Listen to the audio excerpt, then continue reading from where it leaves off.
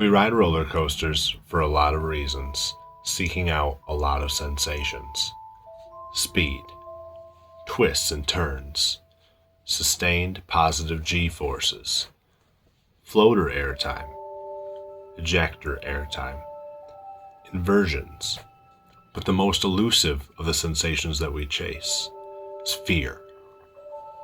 Every amusement park worth its salt has an airtime machine and a multi-looper. And while these rides may inspire fear in your average park goer, coaster enthusiasts are a different breed. When a person is already chasing the adrenaline of thrill rides, they're already desensitized enough so that a 300-foot drop, while thrilling, is no longer scary to them. That feeling that you're not safe. That feeling that you've made a mistake, it's too late, something bad is about to happen to you. And that feeling of raw terror is addictive. Deep down, once it's lost, its absence is felt. To some, myself included, seeking that feeling of, it's over, I am going to die now, is like chasing a dragon. The anticipation of that next lift hill is just enough of a dose to keep us going, keep us coming back for more, but it invariably pales in comparison to the dose of raw fear that hooked us to begin with.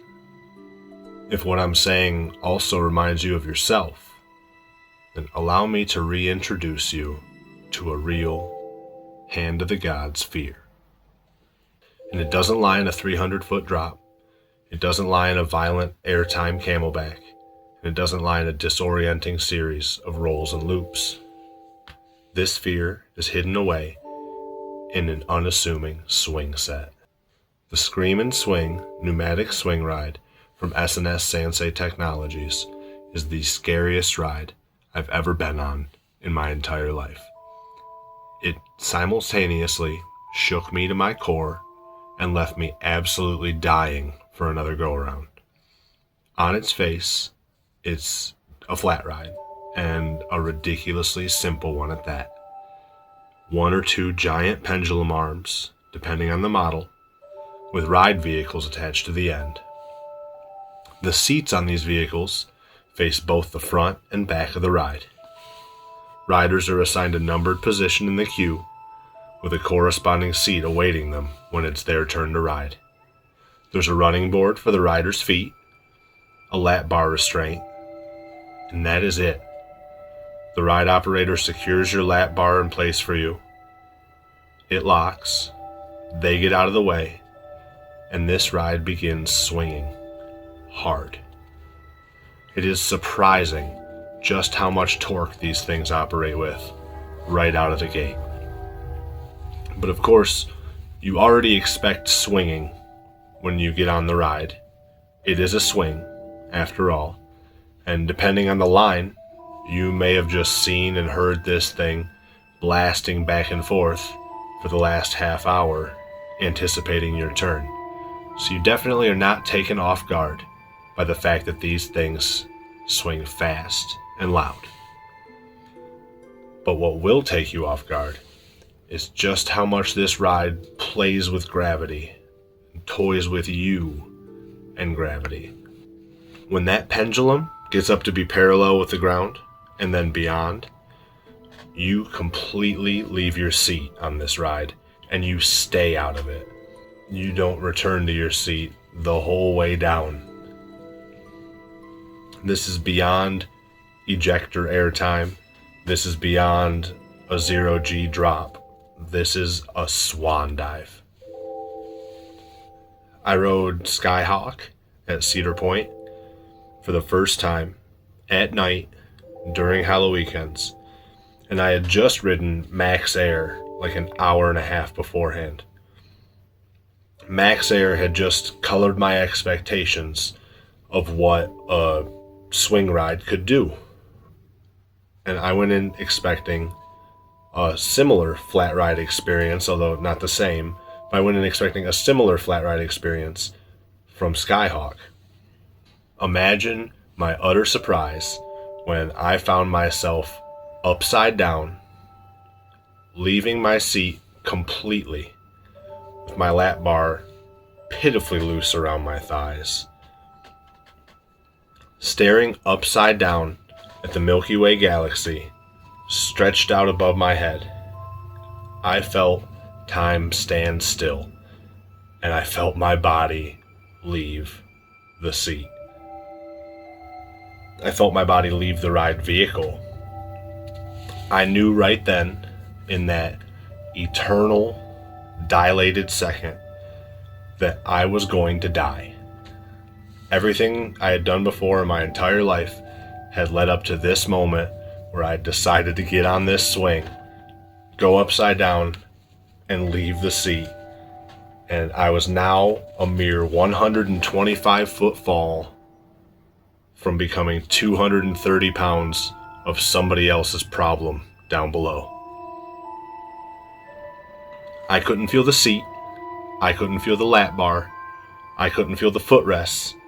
I couldn't even feel gravity. I just hung there, staring at the Milky Way. All I felt was a single tear leaving my eye and rolling up into my eye socket, finding a little temporary hiding place beneath my eyebrow. And then, right then, finally, like Wile E. Coyote, I felt gravity catch up to me. And I fell. That tear was ripped off my face as I careened back down to earth. Already resigned to my fate. Absolutely positive that it is over. I am toast. It is done. And then, at the exact last second, my butt hit the seat. The seat was there the whole time. Not where I expected it to be. Not where I could feel it. Not where it could even interact with me. But where I needed it to be. It scooped me up harmlessly, as if I hadn't been falling at all. And then it set me back up to do the exact same thing, facing the ground. Now, I had convinced two of my friends to join me on the ride after they had been riding coasters with me all day long. And to this day, they still make jokes about the laughter that was coming out of me as they watched me completely leave my seat upside down 125 feet in the air. Now, I don't remember laughing. I remember time being at a standstill. I remember being completely lost in the adrenaline. There's no memory of laughter for me. I just remember dancing with death and coming out alive. There are 19 of these Scream and Swing installations operating in the U.S. as of 2025, from lake compounds all the way to Knott's Berry Farm and scattered everywhere in between. And the 20th is set to open at Lagoon in Utah in 2026. There may even be one at your home park, and if you're like me, you may have even written it off as just a swing ride and walked past it at your home park. If it's just a swing ride, it's not worth lining up for. My home park has all my favorite roller coasters in it, right? Otherwise, I would go somewhere else.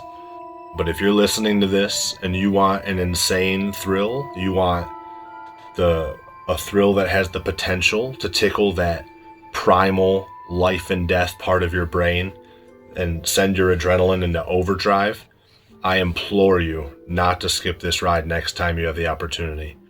Get in your seat, lean forward just a little bit when the ride operator is pushing the lap bar down for you. And then once the ride begins, go no hands, no feet. And you too will be able to experience that second of hang time that lasts forever and the unrestricted descent back to the planet. I am looking forward to visiting more parks in the future, and whenever I see one of these, it's a safe bet that I'm going to be up there at least once, laughing my head off and not even hearing myself. If you enjoyed this video, please consider giving me a like. commenting down below and letting me know what you think about the Scream and Swing, or if there's another flat ride that I need to know about that'll knock my socks off. If you want to see more content like this, please consider subscribing. It really helps me to grow my channel. Thank you again so much for watching. I have been Josef. Vertical Drop Viking out. I love all roller coasters, even the bad ones. Some would say especially the bad ones. But not all roller coasters are created equal. You have your undeniable gems, ones that are universally applauded and that nearly everyone who likes roller coasters enjoys. Then you've got your more controversial points of contention, ones that have the discourse more or less split on whether or not they're enjoyable. You even have your universally lambasted ones that only a mother could love. But today, I want to go a step further and focus on the coasters that are too bad to even be considered bad. The rides that spent years in development hell, cost their owners a fortune, and were eventually unceremoniously torn down, or worse. This is the Vertical Drop Viking. Number 10, Batman and Robin the Chiller. This dual-track launch coaster from Premier Rides was set to open at Six Flags Great Adventure in New Jersey in 1997. After operating for 11 days, the ride was found to be unreliable and uncomfortable and was closed down for 8 months to be reconfigured. When it reopened, its 432 linear induction motors were so power-hungry that the racing coaster could not operate both sides at the same time, or it would cause brownouts in not only the park, but the surrounding area as well. The ride continued to be plagued with problems, including pervasive ride downtime, consistent areas of valleying and LIM failure, and several more serious incidents. Its train's restraints were changed over the 2001-2002 seasons. Its zero-G roll was removed for its 2007 season, and it operated for less than 2 months before another incident closed it permanently. At number 9, we have Drachenfire. This Aero custom looper from 1992 was the first one that Aero designed with the emerging computer-aided design, or CAD technology. It was also the first Aero coaster to attempt to copy B&M's two-pillar style support system. Among its 6 inversions were 2 elements that were never seen before or since on an Aero coaster: a cobra roll and a cutback, as well as a corkscrew in the first drop. Imagine the force of a corkscrew within a first drop, combined with the jank of Aero's banking transitions. You have a bit of a disaster on your hands before the ride even opens. After a massive ad campaign on behalf of the ride, Busch Gardens Williamsburg hired comedian Dana Carvey to serve as a master of ceremonies for the grand opening of Drachenfire to the public. The ride failed to stay open for the entirety of its own grand opening, and Dana Carvey was forced to turn the opening ceremony into an impromptu stand-up comedy session. So the next time you think you're having bad luck, just think, you could have planned a trip to go ride a one-of-a-kind roller coaster, and instead found yourself stuck on the lift hill, listening to Garth from Wayne's World tell jokes about Bill Clinton, with no way to escape. I'll take hell, thanks. Number 8 is the Harley Quinn Crazy Coaster at Six Flags Discovery Kingdom in Vallejo, California. This coaster thing advertised a 70-mile-per-hour experience, but actually delivered a 70-mile-per-hour crossing speed, meaning the ride vehicles traveled at a steady 35 miles an hour. The layout was an Immelman into a dive loop, back into that Immelman, back into that dive loop, over and over again until the ride operator felt like letting you off. Eventually, the ride operator had to take pity on you, right? This ride was ridiculously loud, dwarfed by nearly every other ride in the park, uncomfortable, and not fun. It was also regularly down for maintenance. It operated for just 1 year, and it was removed completely 2 years later. It stood doing nothing for 2 years. This ride also has the distinction of having its permanent closure announced in a Facebook comment. Number 7, we have Windjammer Surf Racers. This Togo racing coaster at Knott's Berry Farm only operated for 3 seasons, and it was rarely open during those seasons. Constant maintenance issues plagued the ride, and the restraints were famously uncomfortable, bordering on painful. This coaster cost Knott's over $6 million to build and construct, and another $2 million in maintenance and repairs within the first 3 weeks. Frustration with the underdelivery on Togo's part from the management of Knott's led to a lawsuit being filed against Togo. While this lawsuit was eventually dismissed, Togo would close their U.S. offices and never design another coaster for the U.S. market ever again. Number 6, Twist Coaster Robin. This S&S looping coaster opened at Yomiuri Land in Tokyo, Japan, replacing a coaster called White Canyon, which is also reportedly one of the roughest coasters ever constructed. This new coaster opened on the 19th of March 2014 and operated for 2 hours and 42 minutes before its anti-rollback mechanism completely failed, causing a train to careen back down the lift hill into the station and crash into the train behind it. Due to the failure of this important safety mechanism, the coaster was never able to pass inspection by the Japanese government, and it never opened again. It was torn down in February 2016. This disaster cost the park 450 million yen, which is nearly 4.5 million US dollars under 2014's exchange rate. At number 6, we have Ring Racer. This is another S&S coaster. This one had a pneumatic launch, and it was designed to be part of the Nürburgring sports racing complex in Nürburgring, Germany. The coaster was designed to use vast differences and fluctuations in air pressure to launch the train to 135 miles an hour in 2.5 seconds. But after being installed on site at an elevation of nearly 2,000 feet above sea level, the air pressure differentials in reality weren't in line with how the ride was designed on paper, and the coaster was only operating at a fraction of its intended speed. It had a soft opening event to the press under this reduced launch capacity, but contractors were still working around the clock to get the ride running correctly. On September 3, 2009, the pneumatic system powering the launch was pushed past its breaking point. An explosion rocked the ride, injuring 7 contractors who were working on site and doing great damage to the ride structure itself.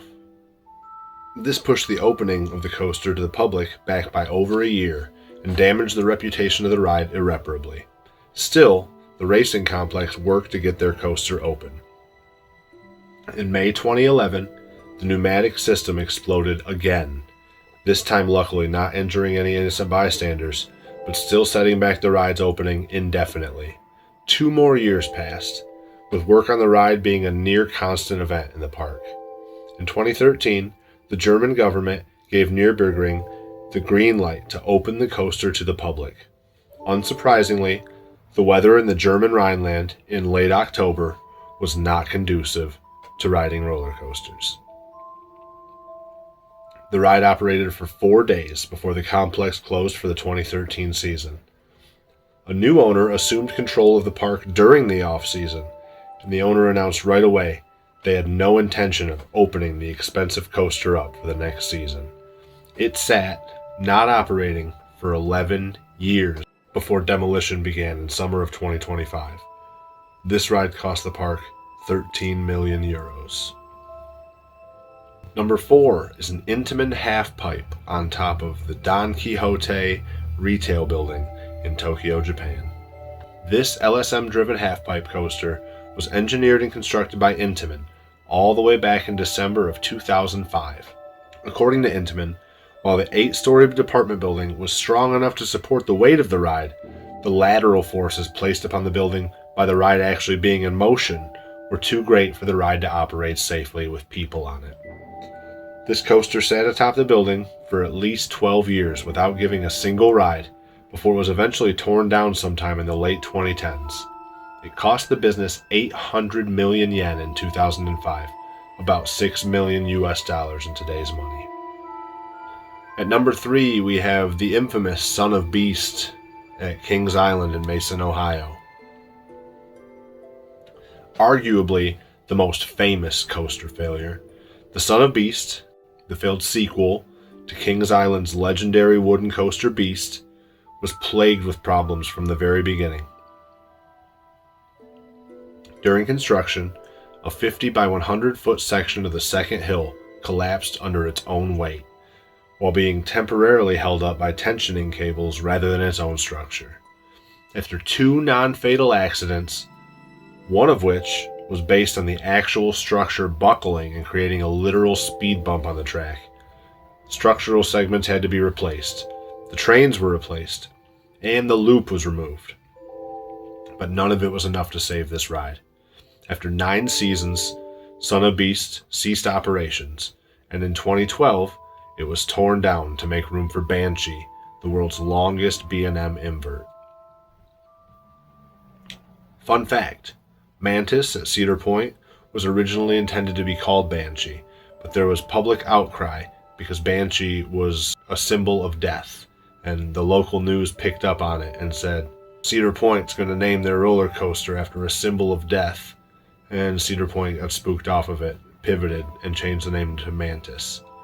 Now, Mantis bears the unenviable name of Rougarou. Anyways, Son of Beast cost Kings Island about $20.5 million to construct, and after all of the maintenance, partial demolition, reconstruction, and eventual removal, the total price tag was closer to $50 million.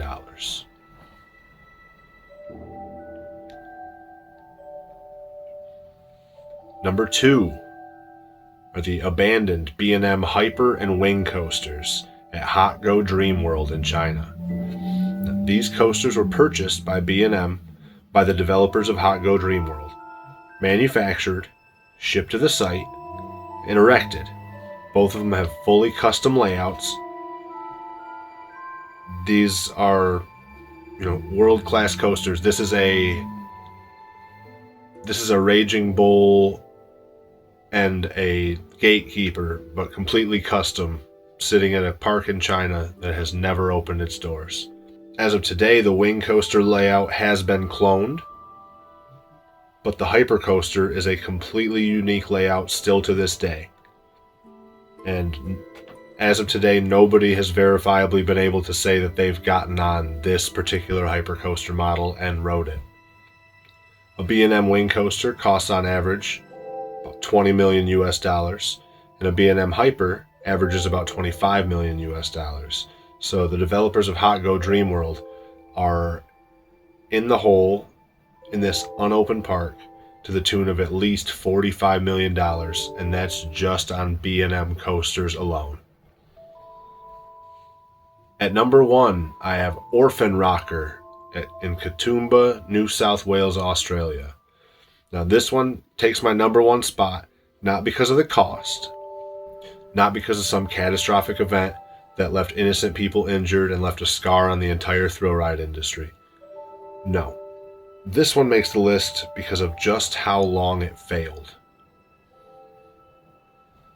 The sheer dogged determination of its owning family to get it open, and the universe's outright refusal to play along. The name was a play on words of the nearby Orphan Rock formation, and the rocking pendulum nature of the unique ride vehicles. Construction of this ride, an over-the-rails coaster with a pendulum mechanism, began over 40 years ago in 1984. Construction wrapped up in 1988, but the coaster did not open. and rumors of it being unsafe began to take root in the local area. Segments of the ride were replaced in the 90s, but the ride still failed to open to the public. The wheel hub assemblies for their trains were replaced in 2002, but the ride failed to open. In 2006, the ride's owner gave an interview to the local news, assuring the public that the ride is not only safe, but she has ridden it, and the ride is going to be open in the near future. In 2017, 11 years later, park guests reported seeing segments of the track being removed. Most of the track still lies dormant in the Blue Mountains of Australia, slowly being reclaimed by Mother Nature. So that's it. Those are my 10 biggest roller coaster failures of all time. Did I miss one that you think deserved to be on the list? Let me know in the comments below. Make sure to like this video and subscribe to my page if you want to see more content. Thanks again for watching. Vertical Drop Viking out. This week in coaster news, new Vekoma track has been spotted at Magic Mountain. Nuevo Vallarta Resort in Mexico announces a new theme park. And of course, Herschend buys Silverwood. Let's dive into it.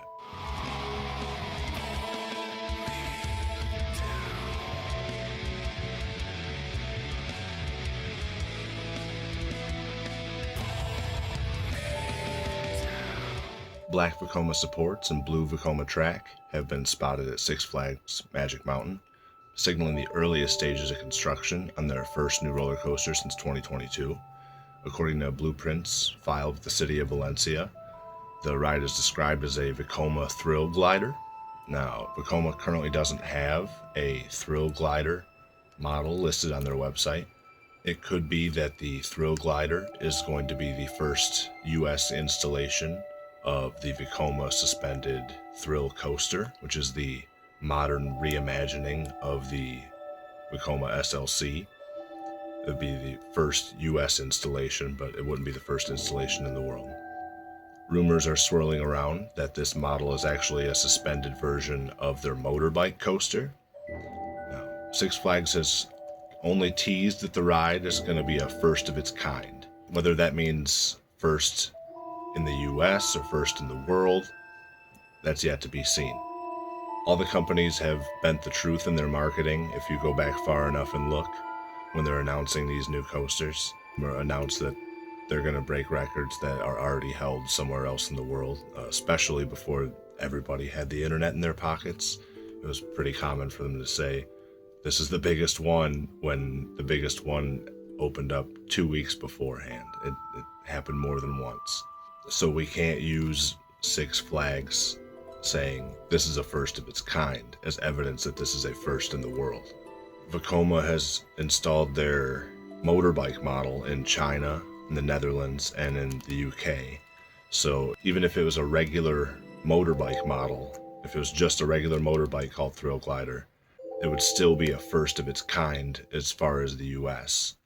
Sound off in the comments to what you think it's going to be. Is it going to be the first STC, the first Vekoma STC? Is it going to be the first Vekoma motorbike coaster installed here? Or is it going to be the first suspended motorbike coaster in the world? What do you think?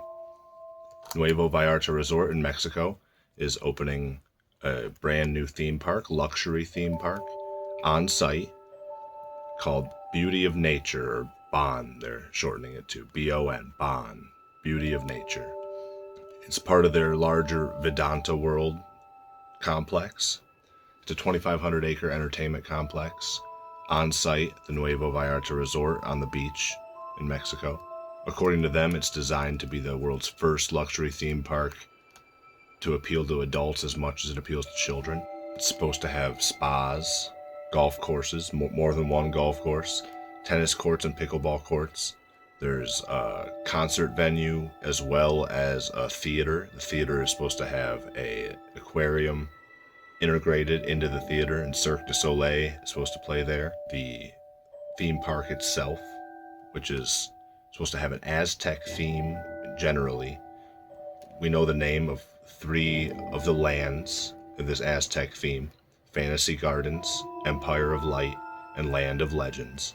And then, oddly, We know of a fourth themed land that's circus themed, but they haven't announced the name of it. It seems like a weird juxtaposition with a circus themed land, and then all the other lands are vaguely Aztec themed, but I'm not a theme park designer. Well, I pretend to be one in a video game sometimes, but the park's supposed to have 23 attractions, 16 shops, and 25 restaurants. Some of the attractions are housed inside artificial ruins and artificial lush tropical landscapes. They've gone so far as to design some of the ride structures to appear to be plants, according to them. They say that they did this to appeal both to adults and Instagrammers. So I guess Instagrammers is another word for kids now. The roller coaster lineup has Tokatambo, which is according to them, a story-driven river ride where guests trigger show effects and compete for points. So it's a shooter ride. They have Ashara, Goddess of Fire, a family-friendly coaster with near-miss elements designed to offer an adrenaline rush without putting people off. So that's going to be more of maybe a family coaster, sounds like. They have a coaster called Speed of Light, or shortened to Soul, which is, a very common, I guess, Latin term for the sun. The Aztecs famously had sun worship as part of their cultural zeitgeist, but shortening it to the Latin term for it seems, I won't get into that. Somebody else can analyze that, somebody with a degree. They have an Enchanted River and Eternity boat rides, so multiple boat rides with sets, practical effects, and music, so dark ride elements, water ride elements. They have a Vista wheel, so a giant wheel, I'm assuming. The headlining roller coaster is supposed to be called the Tehuani Beast. It's, according to them, the only double launch roller coaster in Latin America, so I think that means it's going to be a swing launch, but it could just be like Maverick, where there's just 2 launches over the course of the ride, or it could be a swing launch like more of the modern coasters. According to them, the wizards who make their attractions are industry experts: P&P Projects, Intamin, Zamperla, Vekoma, Mach, and Brogent. Now, I'm not familiar with Brogent, but I think we all know those other names at this point. Now, before you go and start booking your tickets to get to Mexico, know that all the way through 2027, they're only offering admission to this park to their hotel guests. But what do you think? Is this a reason to go to Nuevo Vallarta Resort that you wouldn't normally go to?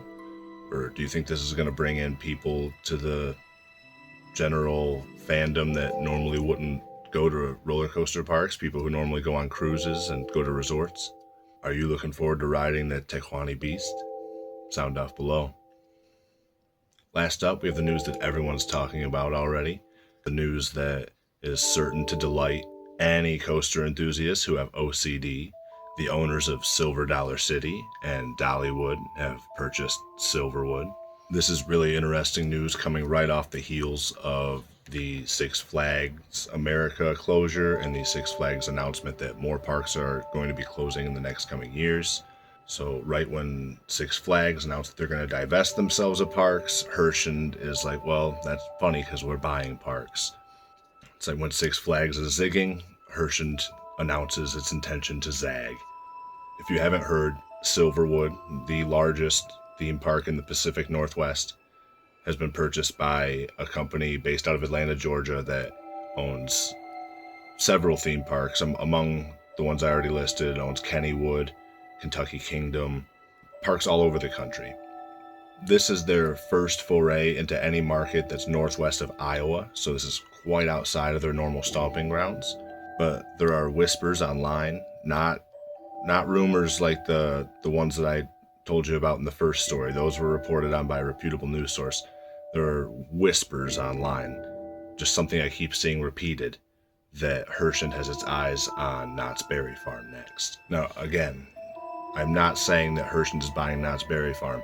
I'm saying that I keep seeing people say that Herschend wants to buy Knott's Berry Farm. It could be absolute nonsense. But if Herschend really does want to buy Knott's Berry Farm, Six Flags said more or less last week, if you're buying, we're selling. So if Herschend has the money, I wouldn't be blown away to see the money change hands. We know Six Flags is looking for the money. People online, the discourse on this seems to be sort of split. A lot of people say that operations at Silverwood are notoriously slow and that Herschend has parks that are better than that, and that this could bring Silverwood up to Dollywood and Kennywood's level. Other people online say that Dollywood and Kennywood have slow operations and that nothing is going to change from this. I haven't been to a Herschend park yet. I want to go next year, but I'm not made of money and I have a lot of plans to go to other parks too.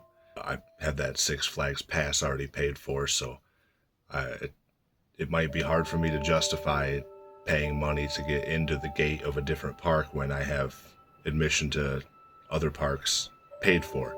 See how the year treats me. I'm not one to predict the future. So maybe you guys can sound off in the comments below and let me know. Is this a good thing for Silverwood? Is this a bad thing for Silverwood? Do you think this is a smart move by Herschend? Is this foolish? That's the coaster news of the week. Are you planning a trip to Mexico to book that hotel and be one of the first ones on that coaster? Are you excited that Silverwood is part of Herschend now? Do you think the operations are going to get better, going to get worse? What do you think Thrill Glider is going to be? Let me know. I'll try my best to answer every comment that I see, and I promise I'll read every single one. Until next time, I've been Josef. Thank you for watching. Vertical Drop Viking out. Hello, and welcome to the Vertical Drop Viking. I'm Josef, and today I'm building a tier list for all the roller coasters at Cedar Point in Sandusky, Ohio. My initial plan was to rank these coasters, but I found that to be a more difficult task than when I initially set out. While most anybody you ask will tell you that Steel Vengeance is a better ride than, say, Valraven or Rougarou, I personally have a hard time comparing them head to head in this manner. These rides aren't trying to do the same thing. Valraven and Steel Vengeance aren't trying to give you a similar ride experience. And so quantifying these ride experiences, boiling them down to just numbers and then putting them in a list from highest number to lowest number, doesn't seem as informative to me as a tier list. So for this list, I'm going to be explaining what I think each ride is trying to do. Then I'm going to give it a ranking from S all the way down to F on how well it accomplishes what it's trying to do for its riders. Now, all that being said, I do have to introduce these rides in some order. And luckily for me, my number one son is not as shy about ranking the coasters from 1 to 18 as I am. So not only is this my tier list, but this is my son's ranking from worst to best. Let's dive into it. This is tubular steel on a wooden support structure, like Gemini across the Midway. Now, mine train rides were very popular during the last century. They don't get built nearly as often nowadays, and if they do get built nowadays, they're often strictly kiddie rides. The mine train as an adult thrill ride phenomenon has sort of died off since the coaster wars, really. And these mine train rides are mostly designed to give you a feeling of being out of control, as if you were on an actual mine cart in old western prospecting times, after the advent of trains, but before the advent of train safety. Now that being said, the Cedar Creek Mine Ride doesn't really feel all that out of control. It has some jankiness to it, that stereotypical aero jankiness in the transitions especially. The helix right at the end of the ride gives you some pretty good positive G's, but overall it's a pretty slow paced ride. Drops not much to talk about.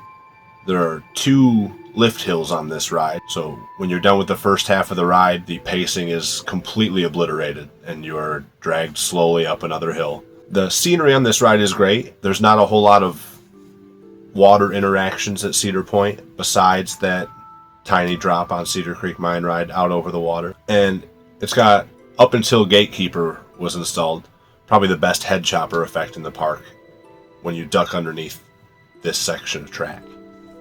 It's a rough ride. The roughness and jankiness and the small trains don't really contribute to the out-of-control feeling that a mine train is supposed to inspire. For that reason, I'm going to start Cedar Creek out on the list in the D tier. At number 17, we have Wilderness Run. This is one of the 2 kid coasters in the park. It is very basic. It's a great first coaster for very small kids. It's not a top tier kid ride by any means, especially nowadays with the Gravity Group coming out with these really great kid coasters and family coasters. With the advent of the family coaster trend that we're seeing all over the world right now, older kid coasters like this are really starting to show their age. Now, that said, there's nothing wrong with it. It's just when you hold it up against the other coasters that are being offered for this age range, for this size range, Wilderness Run doesn't hold up. Number 16 is Woodstock Express. This is the other kid coaster in the park. This has a much more interesting layout than Wilderness Run has. Helixes and some bunny hills. Essentially not trying to do anything that much more different than Wilderness Run, but just a better kid coaster, a more solid kid coaster. It's trying to offer entry-level thrills, and it does so. There's nothing spectacular about it.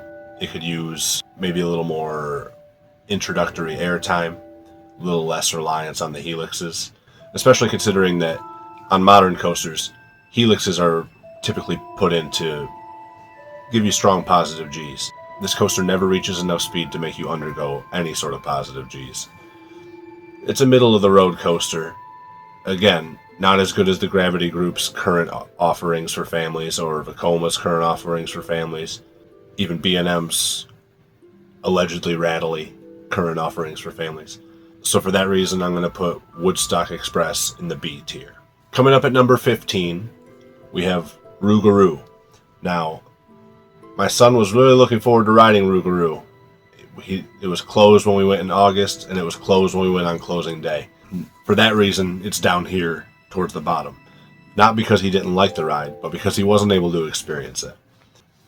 Now, I really enjoyed Rougarou. I think that there's not a whole lot of other offerings in the park that really show off the old school B&M graceful looping. The sort of thing that they were known for when they were building their stand-up models. This was originally a stand-up model, in case you're unaware, and was converted into a floorless model in the 2000s when it was rebranded to Rougarou. Now, Rougarou has some awesome elements. I really love that first loop-de-loop. I think the sideways loop later in the layout is super cool. Very unique, very B&M. One of my favorite parts about Rougarou that doesn't nearly get talked about is the low-to-the-ground section on the return trip.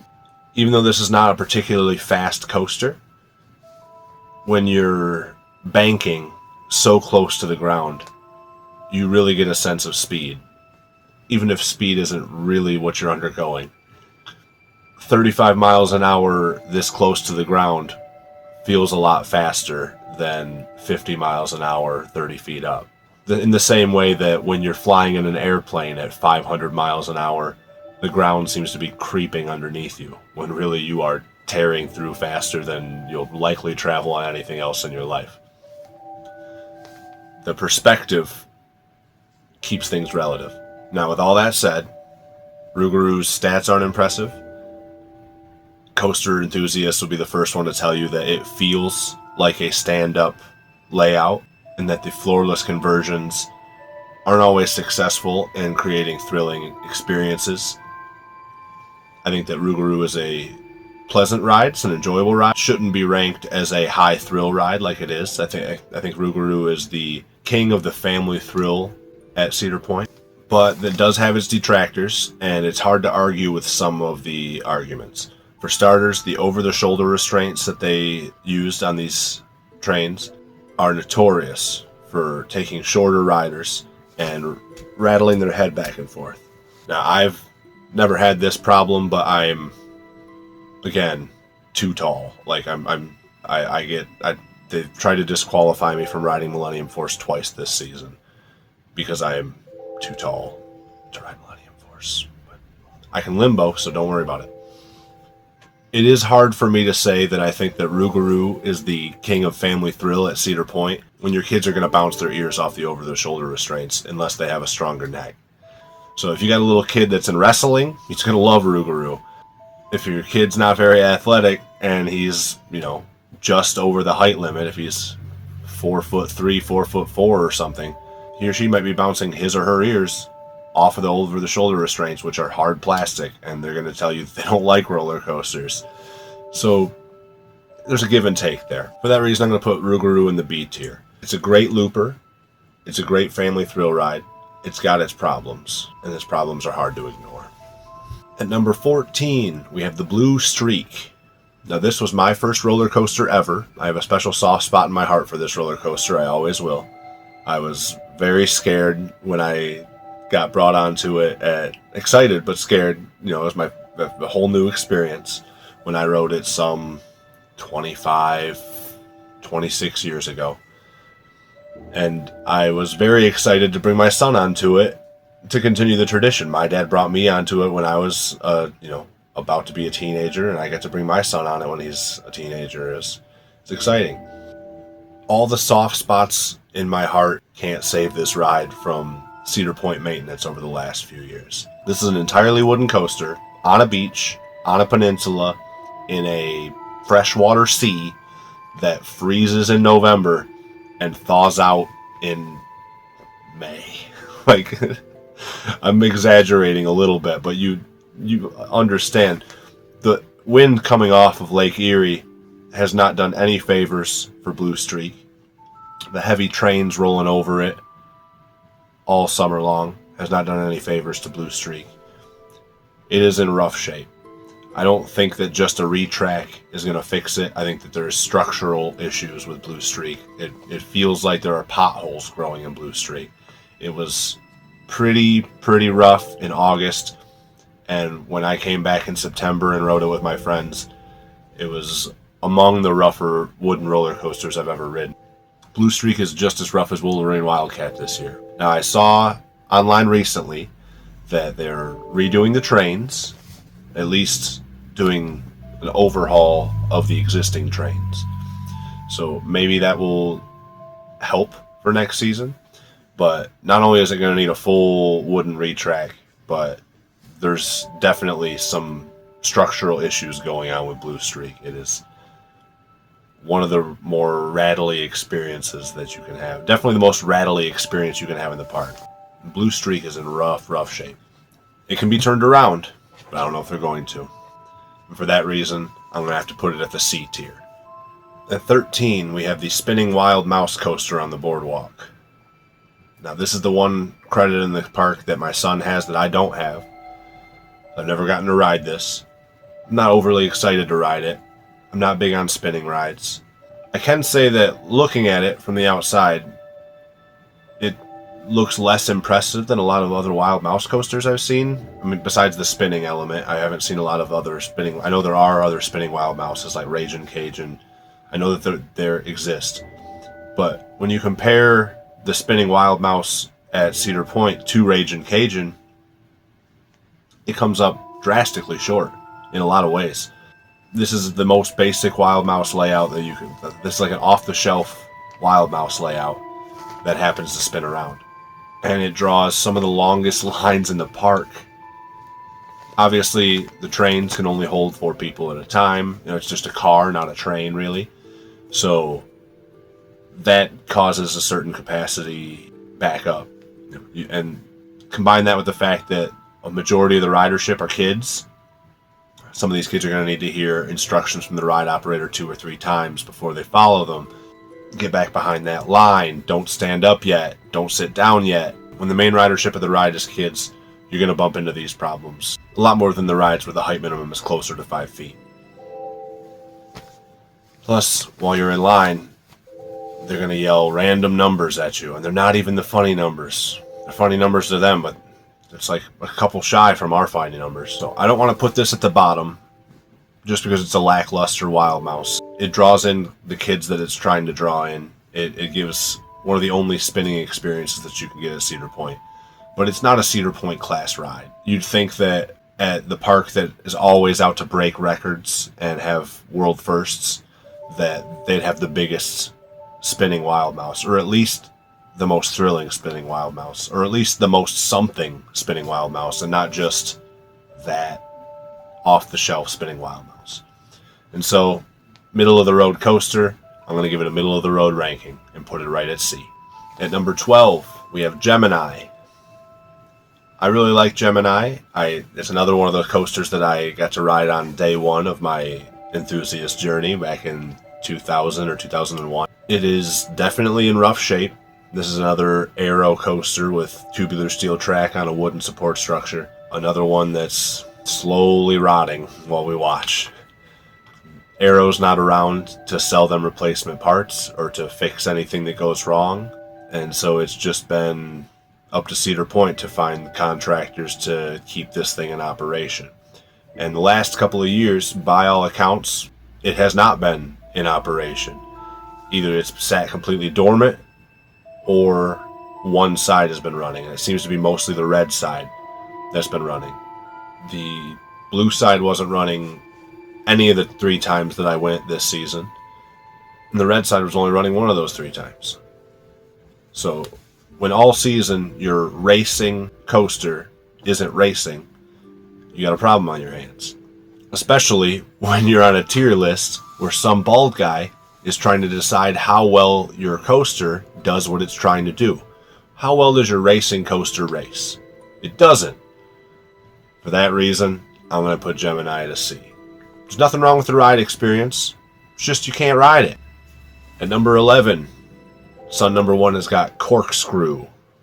Corkscrew was my first inverting coaster way back 25, 26 years ago, however long it was. I'm pretty sure it was 2001. It's my first aero looper, and I've come to enjoy some aero loopers in the meantime. And out of the aero loopers that I've ridden, this one does have a pretty cool layout. That first airtime hill after the drop is surprisingly good ejector airtime, and really no matter what seat you ride in. And then there's not only a corkscrew, as the name implies, but a vertical loop as well, which you can't find on a lot of older corkscrews from Aero. The one at Michigan's Adventure stands out as it's just up the hill, down the hill, around, corkscrew, and you're home. There's more interesting elements at the Cedar Point corkscrew than there is in the Michigan's Adventure one. Now that said, the ride at Cedar Point is in rough shape. I don't know how Michigan's Adventure had a smoother corkscrew than Cedar Point this year. I think there may have been some retracking involved. The Michigan's Adventure one got completely repainted at least, so possibly it had some new steel, or some new steel in places, some repairs. My ride on the Michigan's Adventure corkscrew this year was much, much smoother than my ride on Cedar Point's corkscrew. I think this ride needs a full retrack. Now, I hear a lot of people talking about this ride getting replaced. I don't think it's going to get replaced. If you rip corkscrew out of the middle of the midway, then what? You're not going to put anything else there. Like, you're not going to build another ride that interacts with the existing landscape and the existing walkways in the way that this 50-year-old ride does. You built the walkways and the rest of it around corkscrew. Doing it the other way around is going to be extremely difficult, and I'd be very surprised if they even try. The restraints on this are rough. They ratchet down like a vest restraint on a wing coaster, and they are old, hard plastic. Out of a whole day of riding roller coasters at Cedar Point, this is one of the only 2 that left marks on me. And the other one left marks on me, but it was worth it. Unless Cedar Point can figure out some way to make this ride a little more tolerable, maybe a lap bar. People act like it's insane to have a lap bar on inverted rides. It happens all the time, all over the world. People love it. Nobody falls out. I think a lap bar would go a long ways to fixing corkscrew, but a retrack is also definitely necessary. For that reason, I'm going to put it way down in the D tier. The layout, again, great layout for an Aero looper. Everything else about the ride comes up short. At number 10, we have Iron Dragon. This is another Aero. So another one where Aero can't help you fix it. Aero can't sell you parts. Aero can't. You're on your own. And for that reason, I think Iron Dragon's days are numbered. A lot of the other Arrow suspended coasters like this are already torn down. And Iron Dragon and Rougarou together, some older, less ridden coasters, right in the middle of the park, right across from the brand new Siren's Curse, right across from the fan favorite Valraven. Prime real estate for replacement. Now, I think Iron Dragon is an enjoyable enough ride, but it does sort of have a glorified monorail experience going on. If it's trying to be thrilling, it comes up short. The forces are not extreme in any way. This is one of the only rides at Cedar Point where I had my drink cup, and I was like, I gotta find a place to throw this away. And the ride op's like, you can take it. And I said, what? Like, if I pull my phone out, you're gonna call the cops, but I can have my agua fresca. Like, doesn't make it make sense. I guess it makes sense because the ride doesn't really do a whole lot. The swinging pendulum motion of it is fun. I think it's fun. Not exciting, not thrilling, but fun. Like, in the way that a flat ride that's not scary or forceful can still be fun. As far as monorails go, Iron Dragon's the best monorail out there. But it's not trying to be a monorail. It's trying to be a family thrill coaster. Alright, we're moving into number 9. This is the first point where me and my son really diverge in opinion. His number 9 coaster is Magnum XL 200. I love Magnum. I will forever be a Magnum defender. I'll forever be a Magnum enjoyer. When they tear Magnum down, they'll have to unchain me from it first. I love the Magnum. It's one of the best rides in the park. Nothing does what the Magnum does. Nothing in the park does what the Magnum does. Nothing outside of the park does what the Magnum does. Arrow didn't know what they were doing when they made the Magnum. They figured out what they were doing after, and once they figured out what they were doing, they never made another ride on this tier ever again. This is Arrow's masterpiece as far as I'm concerned. All the things that somebody might view as a defect on Magnum, I view as a feature. I love the scariness of the banking transitions. I love that it feels like you shouldn't be doing it. The entire ride feels like you shouldn't be doing it. No other roller coaster really has that. To me, we talked earlier about how a mine train is supposed to feel out of control. Magnum feels out of control to me. The huge camelbacks right off that long climb. The jankiness of turning left after the second one. The insane roar of the tunnels. The jankiness of the transition at the far end that makes you feel like you're putting forces on this roller coaster that it's going to remember is so memorable. Then this strange reverse helix where you went straight into it, but you're gonna come all the way left and still be left when you're coming out of it. More tunnels and the famous triangle airtime hills on the return trip.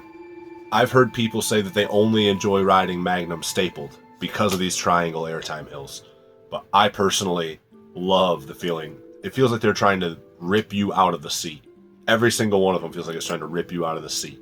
And then a night ride with that last airtime hill in that completely illuminated tunnel. It's a one-of-a-kind roller coaster experience. I can't sing Magnum's praises enough. So whether or not Sun number 1 feels the same way, I'm putting Magnum as our first S-tier coaster at Cedar Point. And it's chronologically the first S-tier coaster at Cedar Point as well, as far as I'm concerned. You may notice that all the coasters older than 1989 have already been touched on this list. And that's my son's ranking, not mine. So I may be onto something here. In a move that's certain to upset coaster nerds around the world, Sun number 1 has put Steel Vengeance at number 8. This is commonly accepted as the best roller coaster in the world. I have a hard time arguing with that. As far as airtime goes, it's unmatched, unbeatable. If anybody does beat it, I would have money that it will be Rocky Mountain Construction, the people who did the conversion and made Steel Vengeance in the first place. Many people online say that the only coaster that gives it a run for its money is the newer Iron Gwazi at Busch Gardens. I haven't had an opportunity to ride Iron Quasi yet, and so this is definitely my favorite RMC. This is my favorite airtime machine. This is trying to do airtime, and it does it better than anything else. For that, easy S tier for me. At number 7, Sun number 1 is ranked Millennium Force. Now, I have a hard time agreeing with him with this being so low, but again, I disagree with Steel Vengeance being so low as well. Millennium Force is Cedar Point's second offering in the Coaster Wars. They had the tallest with Magnum, and then they didn't have the tallest for some time. And then 11 years later, the Millennium Force was built, and they had the tallest for, well, as long as they had it. Coaster Wars are still raging on today, and we're only a month away from Six Flags Qadia's opening, where it continues on. Just like now, Intamin is the culprit for this, and the idea is speed and forces. Now, speed, Millennium Force definitely has speed, and it's hard to argue with that. But when it comes to forces, I think Millennium Force comes up short. Some people even out there call it Millennium Forceless, and there's a whole subgenre of ride photos, people pretending to sleep through the tunnel so that they can be napping while they ride Millennium Forceless. I don't agree. I don't think that it's forceless, but after that first overbank turn, which again, I've said before, I'll say again, I think that first overbank turn is the best sustained positive G moment in the park. After that, G's are missing. There's one good airtime hill, and I've gotten airtime on it in the front and in the back, and never in the middle. And after that, it's a lot more overbanks, but you don't have the speed off the first drop that you did that made that first overbank work so hard. You're just going fast and turning sideways, and going fast and turning sideways. You get some laterals, but you'd think that banking all the way into these turns would continue to provide the sustained positive Gs, and that you'd get more moments where you might gray out. But I've only ever grayed out on Millennium Force coming up that first overbank turn. And the positive Gs on that are great, but you can't call it an S tier ride when it only does what it's trying to do in the first half. It's still, I think, one of the better rides in the park. It's one of the scariest rides in the park, especially that first lift hill. I've said many, many times that lift hill is one of the scariest parts in the park. That going up a 300 something foot hill twice as fast as you ride any of the other chain lifts, and it still takes just as long. It's really something. And the first drop is great. The positives of this ride are enough to keep it from the lower tiers, but it failing to provide forces throughout keep it from being an S tier ride. For that reason, I put Millennium Force in the A tier. Number 6 is Val Raven. Now, Val Raven is one of my personal favorite rides. I really, really love the vertical drop, obviously, but sustained floater that you get on Val Raven through all of its elements. Nothing else in the park makes you feel like you are flying in the same way that Val Raven does. I'd say that only Gatekeeper is trying, but it doesn't succeed. None of the other rides are really going for that sense of floaty flight, and it's possible that if Cedar Point had invested in, say, a Flying Dutchman or B&M Flyer, that this position would be taken. But that's not the reality that we find ourselves in. And today, I think Val Raven provides the best floater, the best slower, more graceful inversions in the park. And then, on top of all that, the last time that I went and rode Val Raven, they turned the mid-course brake run off because it was cold outside and very low staffing. They just stacked trains up at the back of the brake run. There were 2 trains stacked up on the final brakes behind us. They were ripping through the layout. And it was one of the best roller coaster rides I've ever had. I know what this ride's capable of. And that said, it doesn't always do it. It doesn't always live up to its full potential. But even on a regular operating day, if you want to go into this park and have a graceful, soaring, flying experience, it's not super fast, not super forceful. Again, great positives at the bottom of the parabola, but not overly super forceful. And just an amazing visual spectacle that I have to recommend Valraven. It doesn't get a lot of love from coaster enthusiasts, but many of them hate the vest restraints, which, as far as I can tell, the vest restraints are very restrictive for smaller riders. I'm as big as they'll let get on the coaster, and the vest restraints on Valraven I find to be wonderful, especially going down that first drop.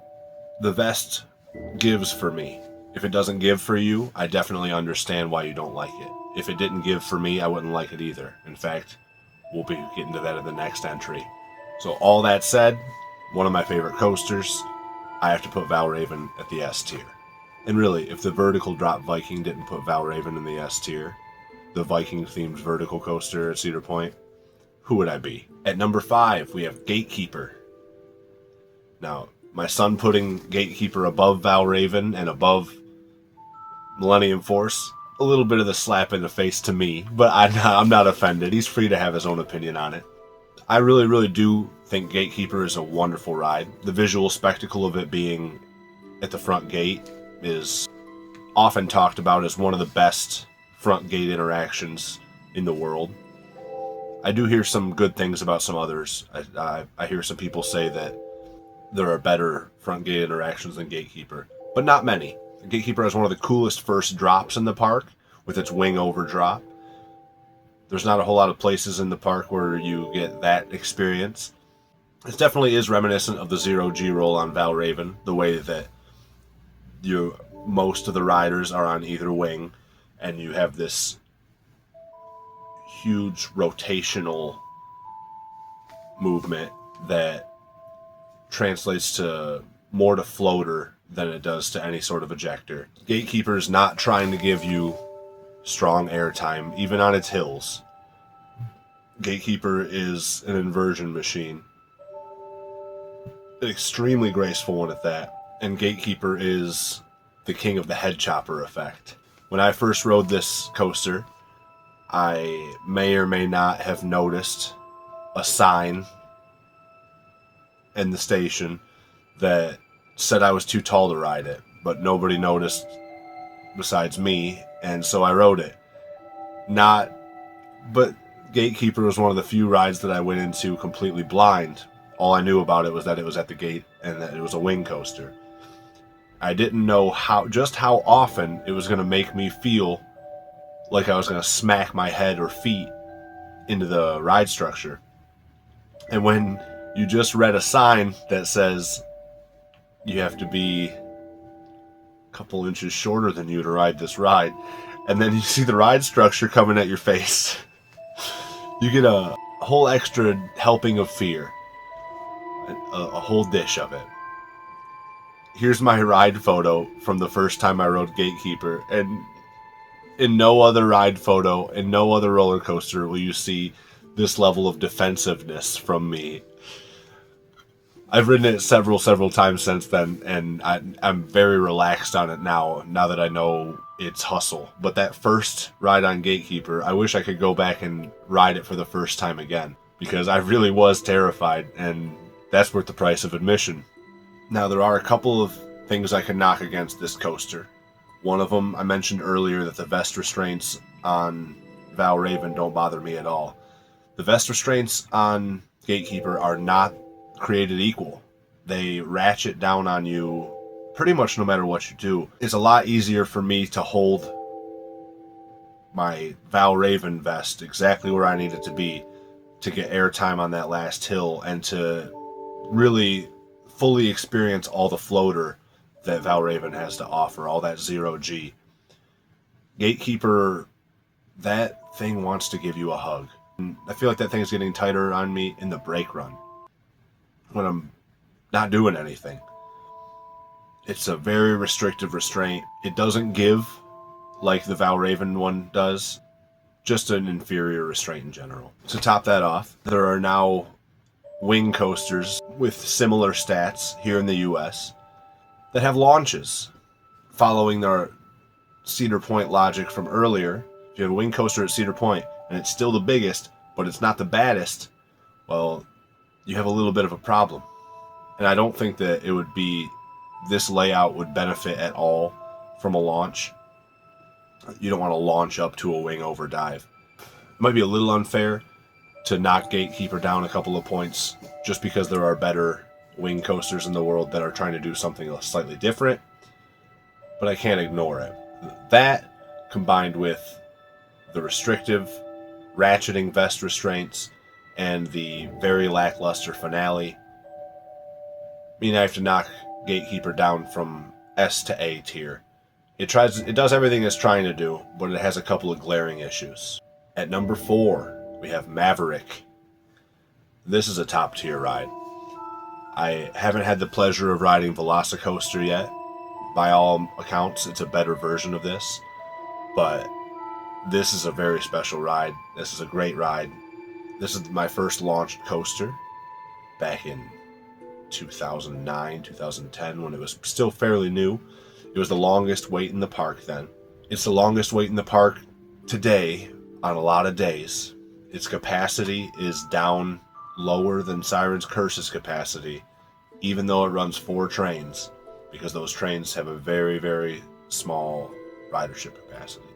Now, when you have a ride that is exciting, thrilling, a little bit scary, and everybody loves it, everybody wants to ride it, and the capacity is low, you get long lines. But that's not what this video is about.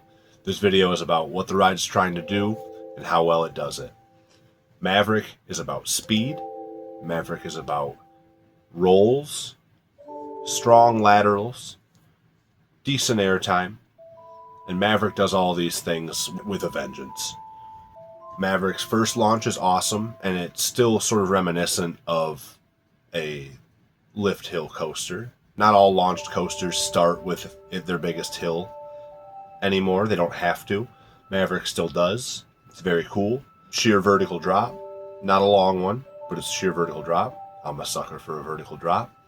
And then it puts you through one of the most non-stop, quick, whippy, intense experiences in Cedar Point. On top of that, it's themed. And I'm not just talking about a throne out front and they say Viking stuff when you launch, like the theme of Valraven. Maverick is themed with a whole story and interaction with Steel Vengeance's story. That's unheard of at this park, and it's a good thing that they got that in before Six Flags became the name on the mailbox, because it's completely unheard of at a Six Flags park. It's some of the best theming in the park, one of the best ride experiences in the park, constantly intense, incredible pacing. The middle of Raptor is a brake run. The middle of Gatekeeper is a brake run. The middle of Valraven, in fact, 1/3 of the way into Valraven, is a brake run. The middle of Maverick is the best launch in the ride. Way better than the initial launch.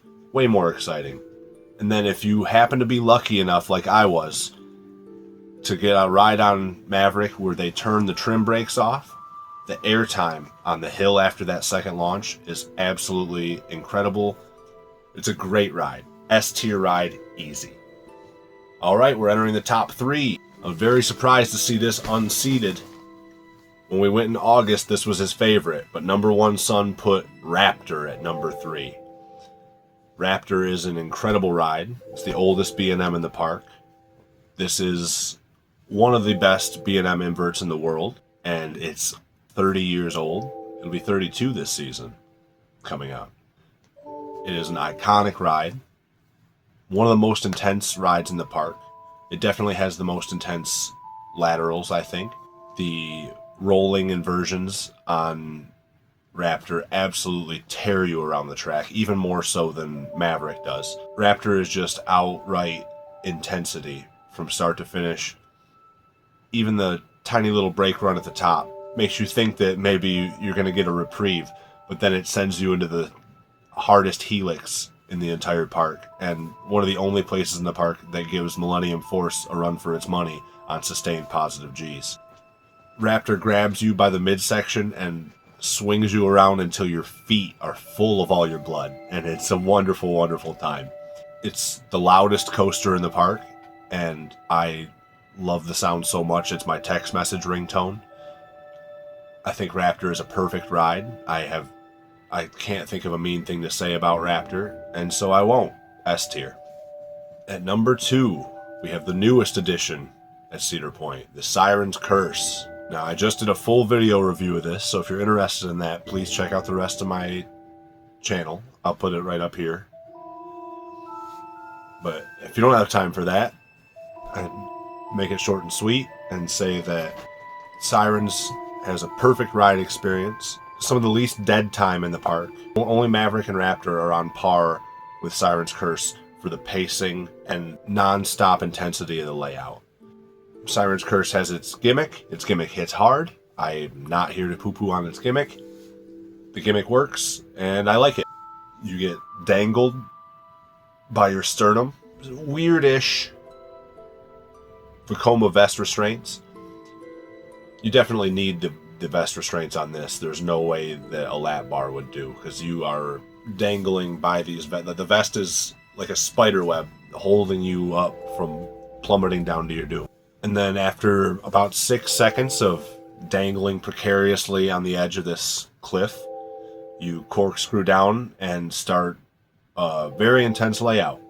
There's not a lot of strong G-forces on this ride. There's good laterals, but not strong anything.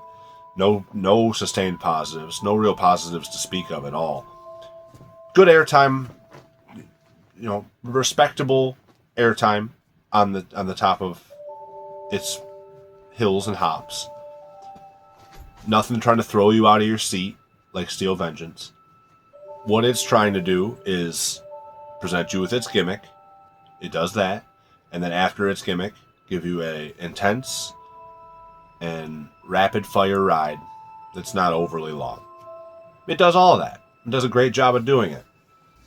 I talk a lot in my review video about the capacity of this ride.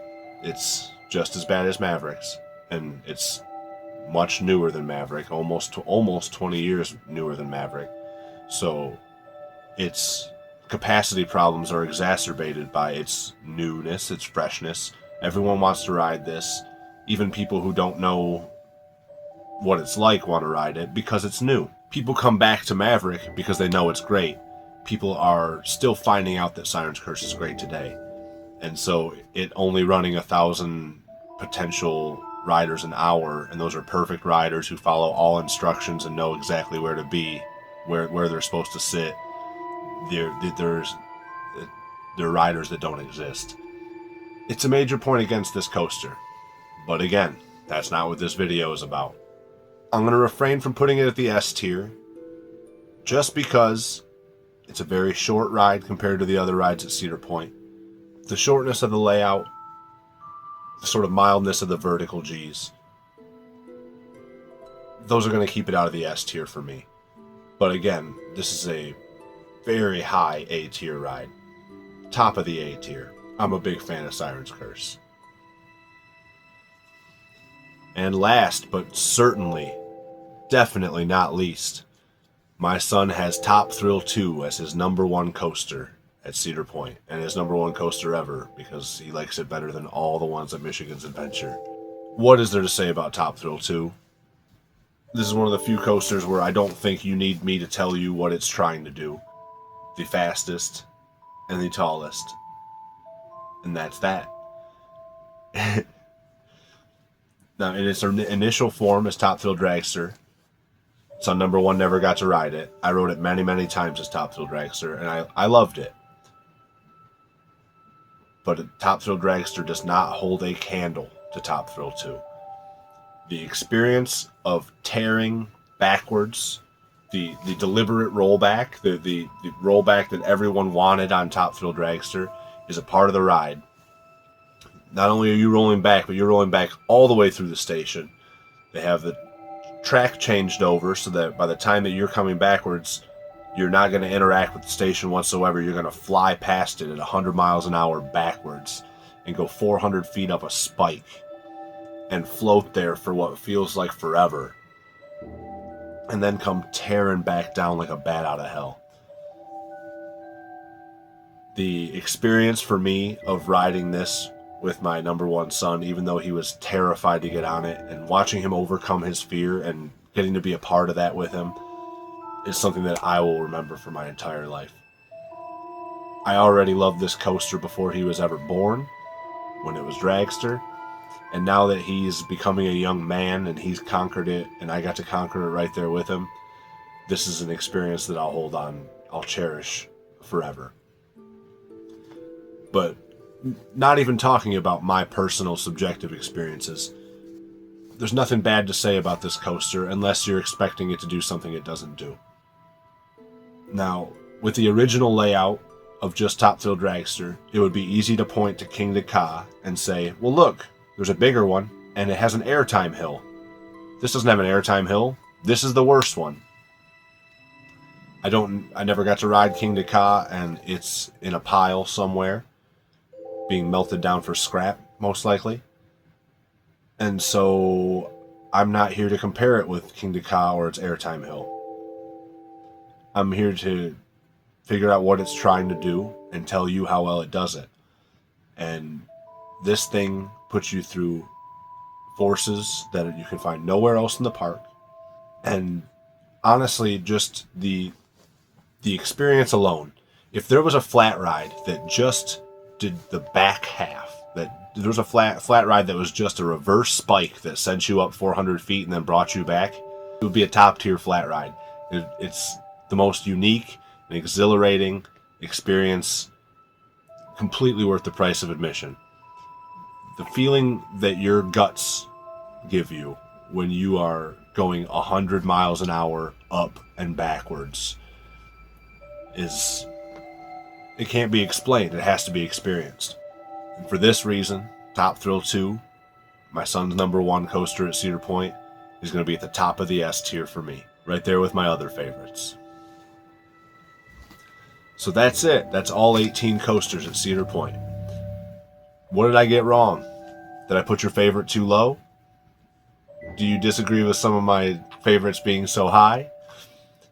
Tell me down in the comments about how Valraven's trash. I promise I'll argue with you. I have nothing better to do.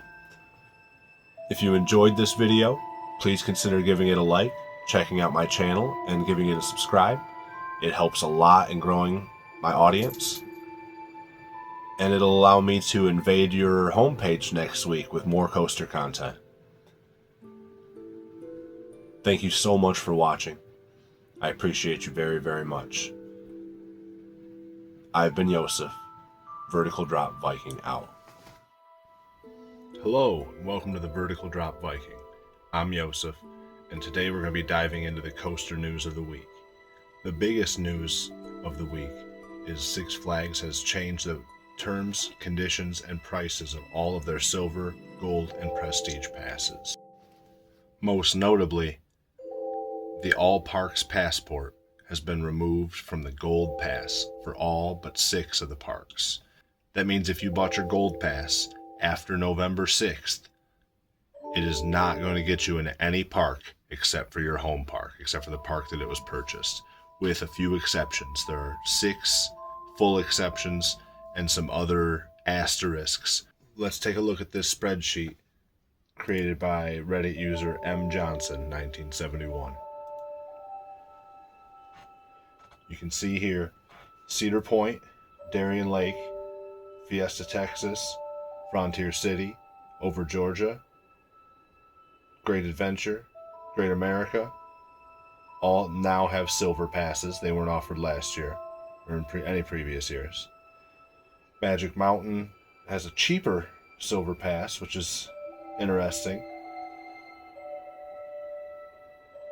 Knott's Berry Farm has a more expensive silver pass. And then you got New England, St. Louis, and Over Texas. All now have silver passes. These are barely more than the price of admission.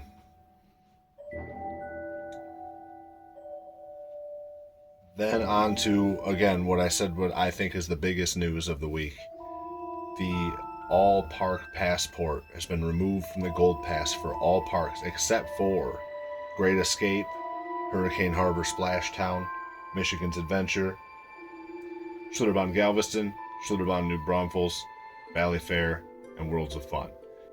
So obviously, if you bought your Gold Pass before November 6th of this year, your all-park passport is still fine. But if you bought a Gold Pass after November 6th from any park except for the 6 I just listed, you do not have the all-parks passport. You can get into the one park, your home park, as much as you want, but you are no longer, Gold Passes are no longer good for every park unless you're one of these 6. I'm guessing they figure that these 6 parks don't have enough to draw people in on their own. And then, interestingly enough, you can see Great America and Hurricane Harbor Rockford, they are linked to each other still. And then you have price increases for the Gold Pass at Canada's Wonderland, Carowinds, Cedar Point, Darien Lake, Frontier City, Kings Dominion, Knott's Berry Farm, and price increases for the Prestige Pass, $25 more expensive at Cedar Point, up to $250 a year, and Frontier City, $26 up to $125 a year. Although Frontier City, notably, their Prestige Pass was only $99 before now. So I think ultimately a lot of us saw something like this coming, that the Gold Pass was too cheap, honest, for for what they're offering, and the ability to walk into any park all year for $100 was too good of a deal. I believe that this upcoming season we're going to see bigger crowds, and that Six Flags and Cedar Point are going to be trying to monetize the crowds while we're in the parks. Get us to pay upcharge fees, get us to pay for upcharge rides, get us to pay for photo passes, get us to pay for food, get us to pay for drinks, souvenirs, more. I think they've expressed they're trying to find more ways to monetize crowds while we're in the parks. I think the strategy up to this point has been, let's build those crowds up, get them in the door, and then we can make money on them afterwards. How they plan on doing that remains yet to be seen. I feel like they already do a pretty good job of squeezing money out of people while they're in the park. So I'm not sure how they plan to diversify that. Maybe they have innovative ways that crowds will like, that I will like even. Maybe it's going to be nickel and diming you all the way. I do not know. What do you think is going to happen? Sound off in the comments. Either way, obviously, the era of the $100 all-park passport is over, and the era where we see how that worked out for them begins, well, in the spring, I suppose. But that's what's happening in Six Flags and Cedar Point this week. Did you get your Gold Pass in time? Or are you a Prestige Pass holder looking down on all of us peasants anyhow? Let me know down below if you think Six Flags made the right move by closing up the all parks passport, or even if you think they made a mistake even by offering it. I'm not sure if it was a sound financial decision considering all the debt that they're in, but I can assure you that I'm going to get my money's worth out of it. My 2026 Parks Pass paid for itself already in 2025, and I don't intend to let it go to waste next year either. Thank you so much for watching. Consider giving the video a like if you enjoyed it, hitting subscribe if you want to see more coaster content, and sharing the video with anyone who you think might be interested. It really helps grow the channel. I've been Josef, Vertical Drop Viking out. Hello and welcome to the Vertical Drop Viking. I'm Josef, and today I have one final trip report for the year, closing day 2025 at Cedar Point. We'll go over a summary of my trip with my number one son, talk about the rides that we did and didn't get to say goodbye to for the winter this year, and most importantly, compare and contrast how operations on this closing day stack up to closing day at Michigan's Adventure 2 months ago. let's dive into it.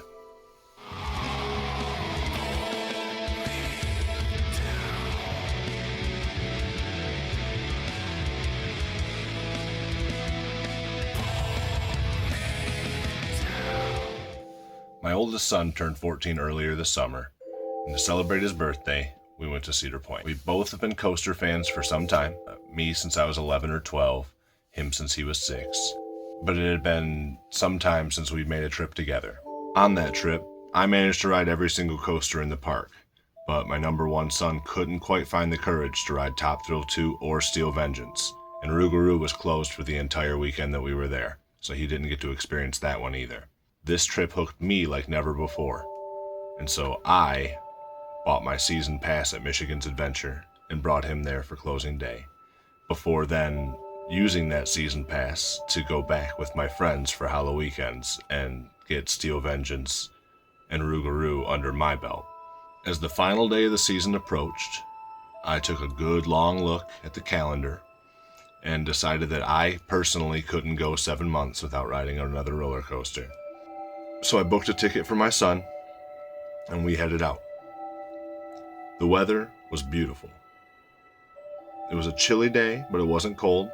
It was November 2nd, so you'd think that it would be a little bit colder than it was, but it was beautiful weather, especially for November 2nd. It was comfortable in the sun. It was the first time at Cedar Point that I was glad for the lack of shade, because it was pretty much comfortable everywhere at Cedar Point, and that's the number one complaint from a lot of people during the summertime, is that it's a concrete hellhole. There's no shade.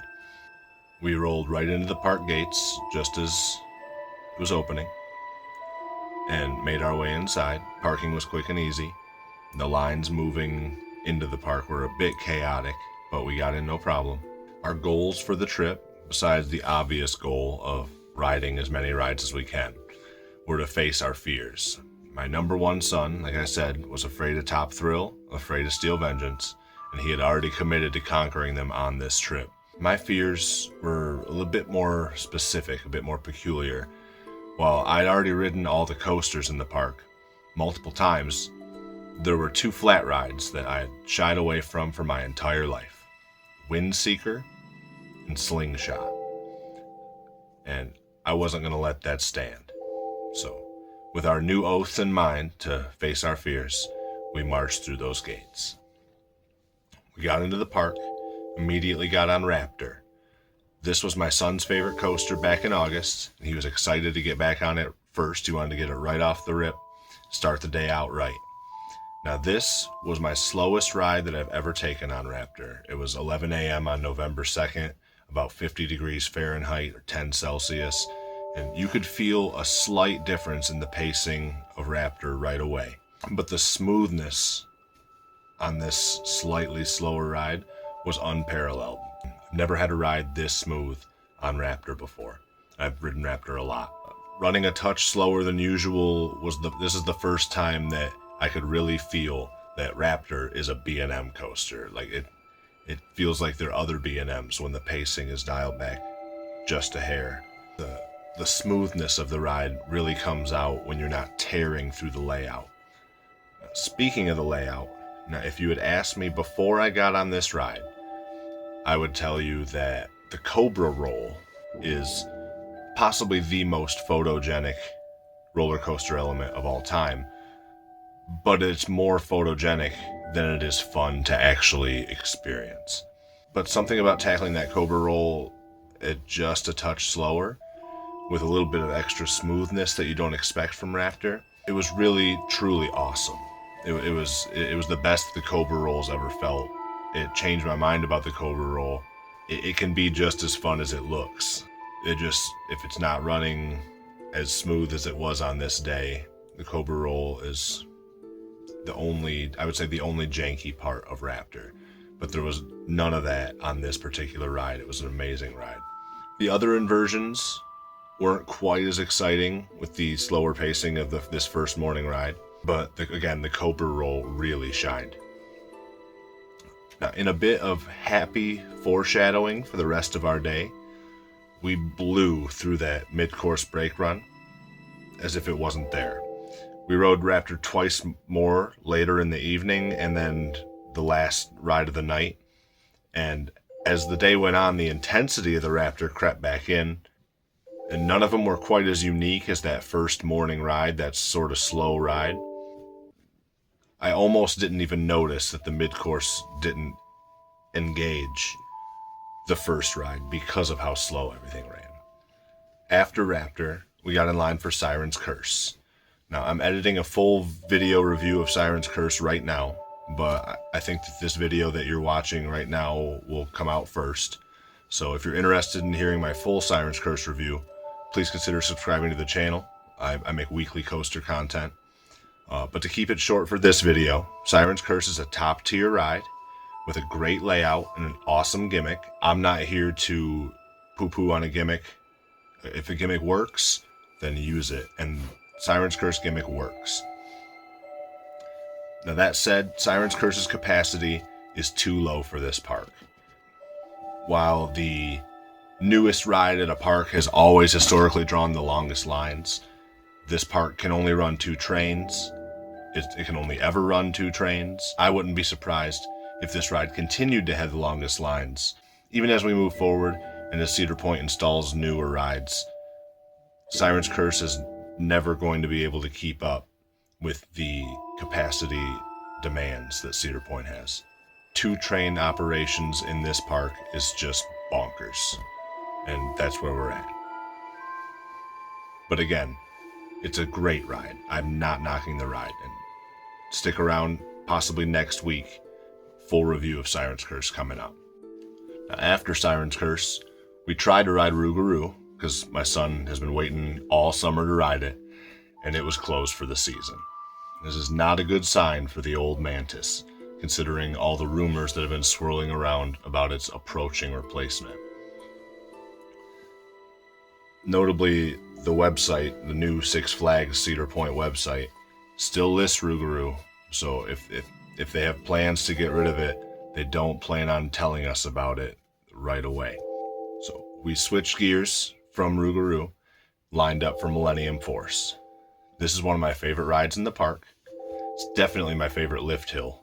Maybe my favorite lift hill out of any roller coaster. This thing still manages to give me a little twinge of anxiety the 20th, 30th, 40th time I ride it. I something about that cable lift pulling you up 310 feet with nothing on either side. It really is an awesome lift hill. It's just something special about the climb up Millie, where even though you're moving twice as fast as a chain lift, it takes you just as long to reach the top. The tension builds all the way to the top.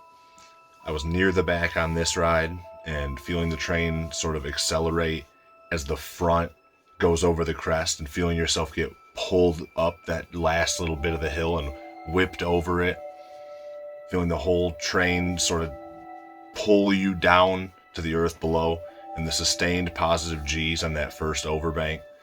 To me, that's the Millennium Force's calling card right there, and it's worth the price of admission.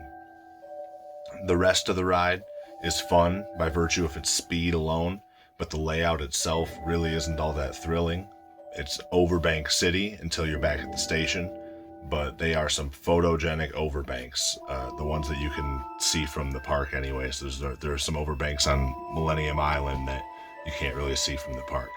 Now, a note for any tall coaster fans: I'm very tall, and Millennium Force is the only ride in the park where the ride operators have ever tried to disqualify me for being too tall.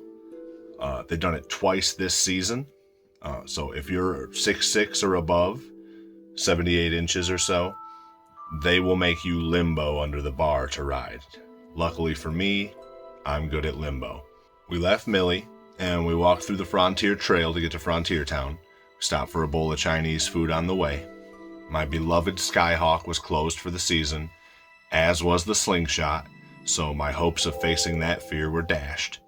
But we only had a short wait to ride Maverick, which I was surprised to find recently repainted a rusty orange instead of the sort of more magnum color that it had before. Maverick felt amazing. When I came to this park in my early 20s, Maverick was the newest and freshest coaster. I was impressed with it then. I'm still impressed with it now. Today it was running in rare form. It took me a second ride to realize why. Just like with Raptor, the trim brakes were off. So if you've ever gotten to the crest of that hill after the second launch on Maverick and wondered what could have been, I'm here to assure you that what could have been is a huge pop of float ejector that carries you all the way over the crest of the hill. Like you don't get back into your seat until you're about to come down by the water. It's the best Maverick ride I've ever had. We came back for a night ride, and this is one of those rides where not knowing where the next turn is really plays to the coaster's strengths. When I brought my friends here back in September, I made fun of my friends who were more afraid of roller coasters. They closed their eyes on Maverick, and I'm like, that's the worst thing you can do. But now after having a night ride, it's not that bad. I would say it's if you're going to close your eyes on a roller coaster, do it on Maverick because you're still going to have a good time. After Maverick, obviously, Steel Vengeance. Son number one was nervous but excited to conquer the fear that had held him back 2 short months ago, and I was excited to get back on what might be the best coaster in the world. We got to the station and asked for the back row, and they said that we'd have to wait 1 cycle for people waiting on the accessibility side, which we were happy to do. Back row on Steel Vengeance was unparalleled. If you like airtime, if you like inversions, if you like a vertical drop, there's not another machine in the world that rises to this level. I've said before, and I'll say it again, when I first got on this ride, I wanted so hard for it not to be my favorite, because it's everybody's favorite, and I wanted to be special and different. But this ride is perfect. We came back for a night ride on this.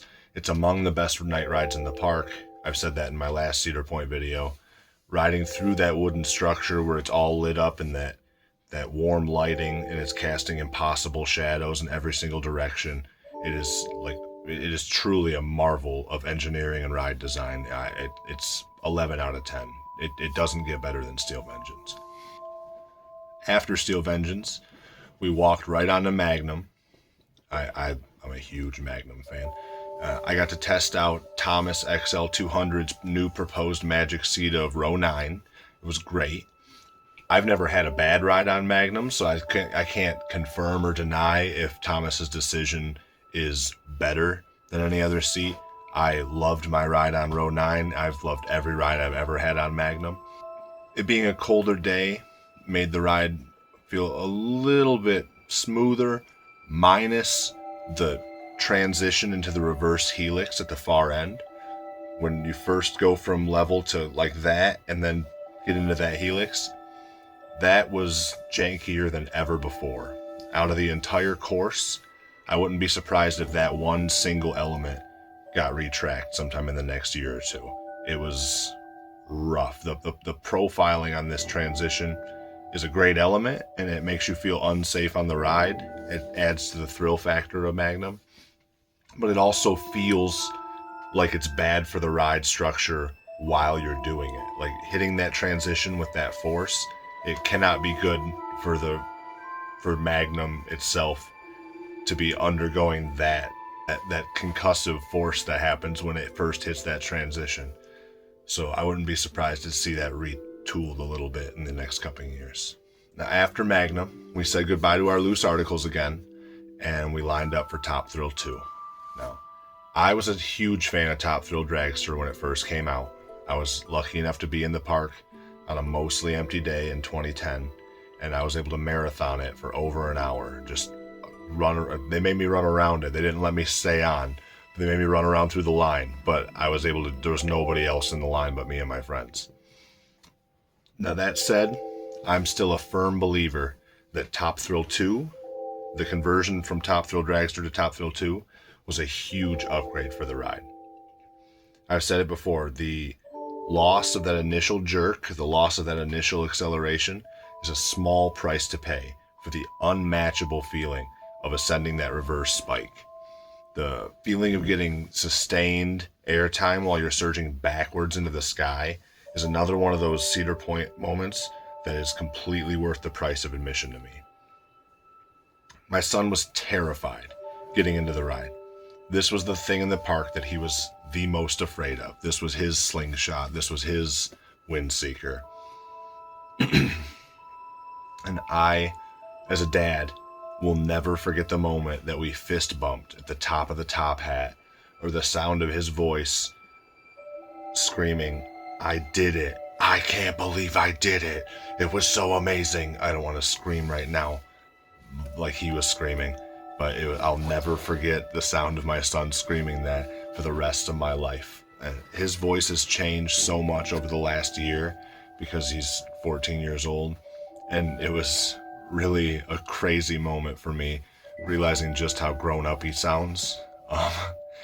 I'll remember this moment to my last day. It's truly one of my most precious memories already.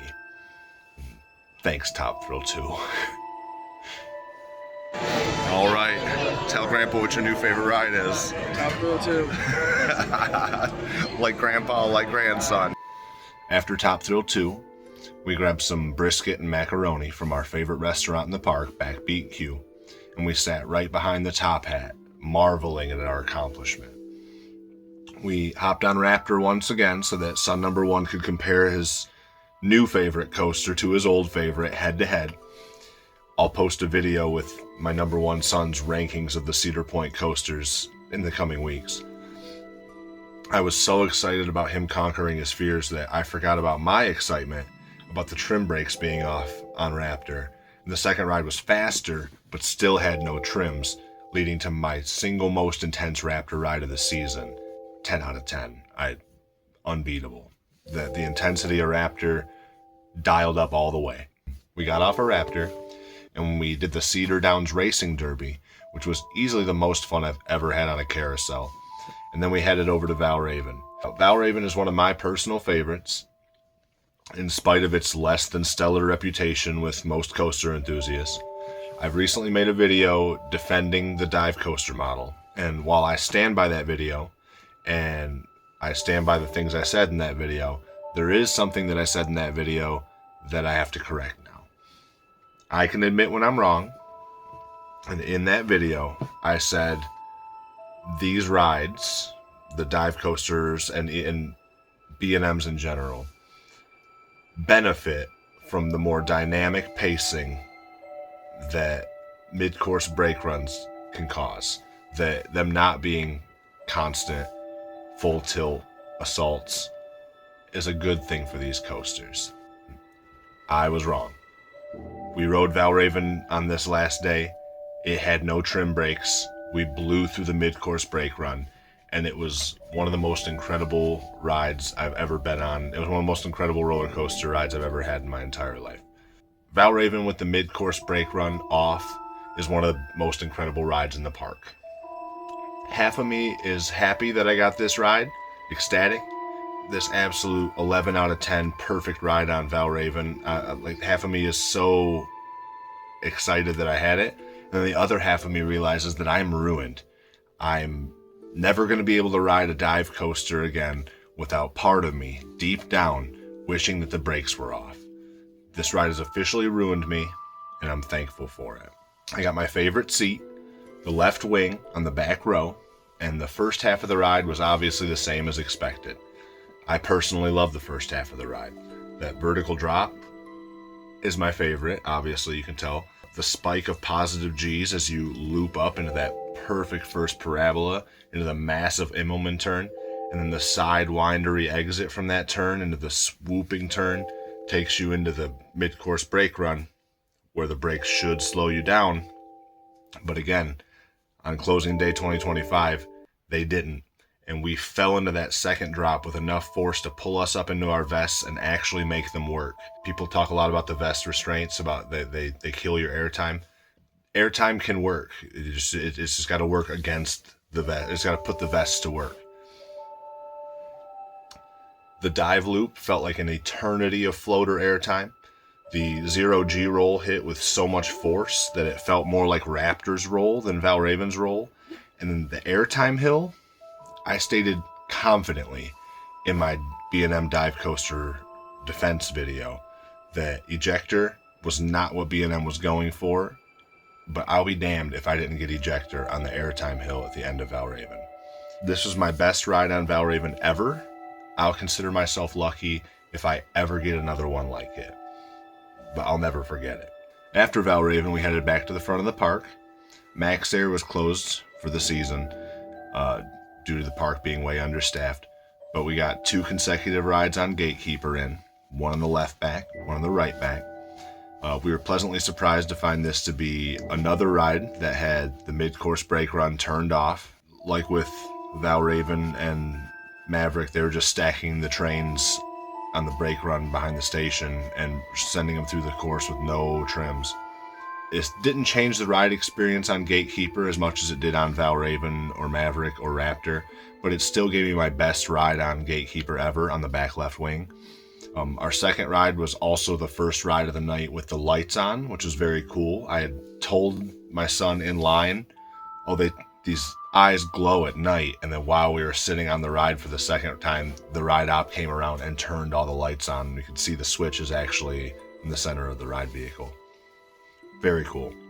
We went next to the Spinning Wild Mouse, but there was no fast lane available for the Spinning Wild Mouse, and the line was very long, full of children yelling 6-7 and pumpkin at each other. So we skipped it again. This is the only credit that my son has at the park that I don't have, and I'm okay with that. It doesn't really call to me. Wild Mouse coasters are not my favorite model. Spinning is not my favorite force, so I'll be okay if I miss it, but I'll look every year. We went from there right up the boardwalk to the Windseeker, which was also closed for the season, and apparently hadn't run in weeks. So I don't know if there's some more serious maintenance that needs to be done before the Windseeker will operate or what, but that put the nail in the coffin of my plans to face my fears on this trip. I was bummed out about it, but it's a good excuse to go back. At this point, we tried to ride the Matterhorn, but the 2 of us were too big to get the seatbelt over both of us at once, so I hopped off and let son number 1 ride it. He loved it. He said he was surprised at how fast the vehicles got. Here's him whipping around, enjoying himself. The sun went down. We took a pleasant little cruise on Iron Dragon, and with that, we had all the open adult coasters in the park down in one day. I offered to take him on the mine ride again, but he said, and I quote, "I hate the mine ride. I'm never riding that thing again." So my legs were spared the horror of that old arrow restraint. We decided to start getting our night rides in, and so we made our way back to Frontier Town, and we got Maverick and Steve out of the way. And we were about to head to Magnum, but we realized that our time was starting to get short, and that we needed to decide on our last ride for the year. Son number 1 generously offered Valraven, since we had already ridden his favorite in Raptor twice, and so we hightailed it towards the front of the park. As soon as we approached the line, the attendant put a sign up that said delayed, and there were only 10 minutes left in the park for the whole year, so that delay was a death sentence for Valraven. I lamented that I wouldn't be able to experience that trimless, brakeless Valraven ride again, but we changed course, and we got a 3rd Raptor ride in to close out the season, riding on the second to last train of the year. As we were loading, you could tell the crew was beat. It had been a long day, a long summer, and they had been worked to the bone. We grabbed some pizza from Hugo's, and we made our way out to the parking lot. That's the end of another beautiful season here at Cedar Point. Vertical Drop Viking, the number 1 son. We're on our way back to Flint. We'll be here next year. Now, to say that the park was short-staffed would be the understatement of the year. They simply did not have the amount of people that they need to run the park, and they had to run it anyways. And they did an absolutely outstanding job. The first thing that they have to do when the park's on a skeleton crew is close rides. And they did. Coaster-wise, Rougarou, Corkscrew, Blue Streak, and Gemini stayed closed all day. We didn't try to ride the kid rides or the Woodstock rides, but they were about 50% running, 50% closed. Most of the flat rides simply weren't operating. Only Ocean Motion, Atomic Scrambler, the Cedar Downs Racing Derby, and the Matterhorn were running it all out of all the flat rides. Well, I was pretty disappointed because I was really looking forward to having my number one son ride Max Air, and I was really looking forward to riding Skyhawk with or without him. It's beyond understandable that these rides can't operate without ride operators. It's right there in the name. The rides that we're operating were going at full tilt. I don't know if this was to try to combat the colder temperature, if it was part of the augmented operations. But again, I did not feel one single break besides stopping at the station all day.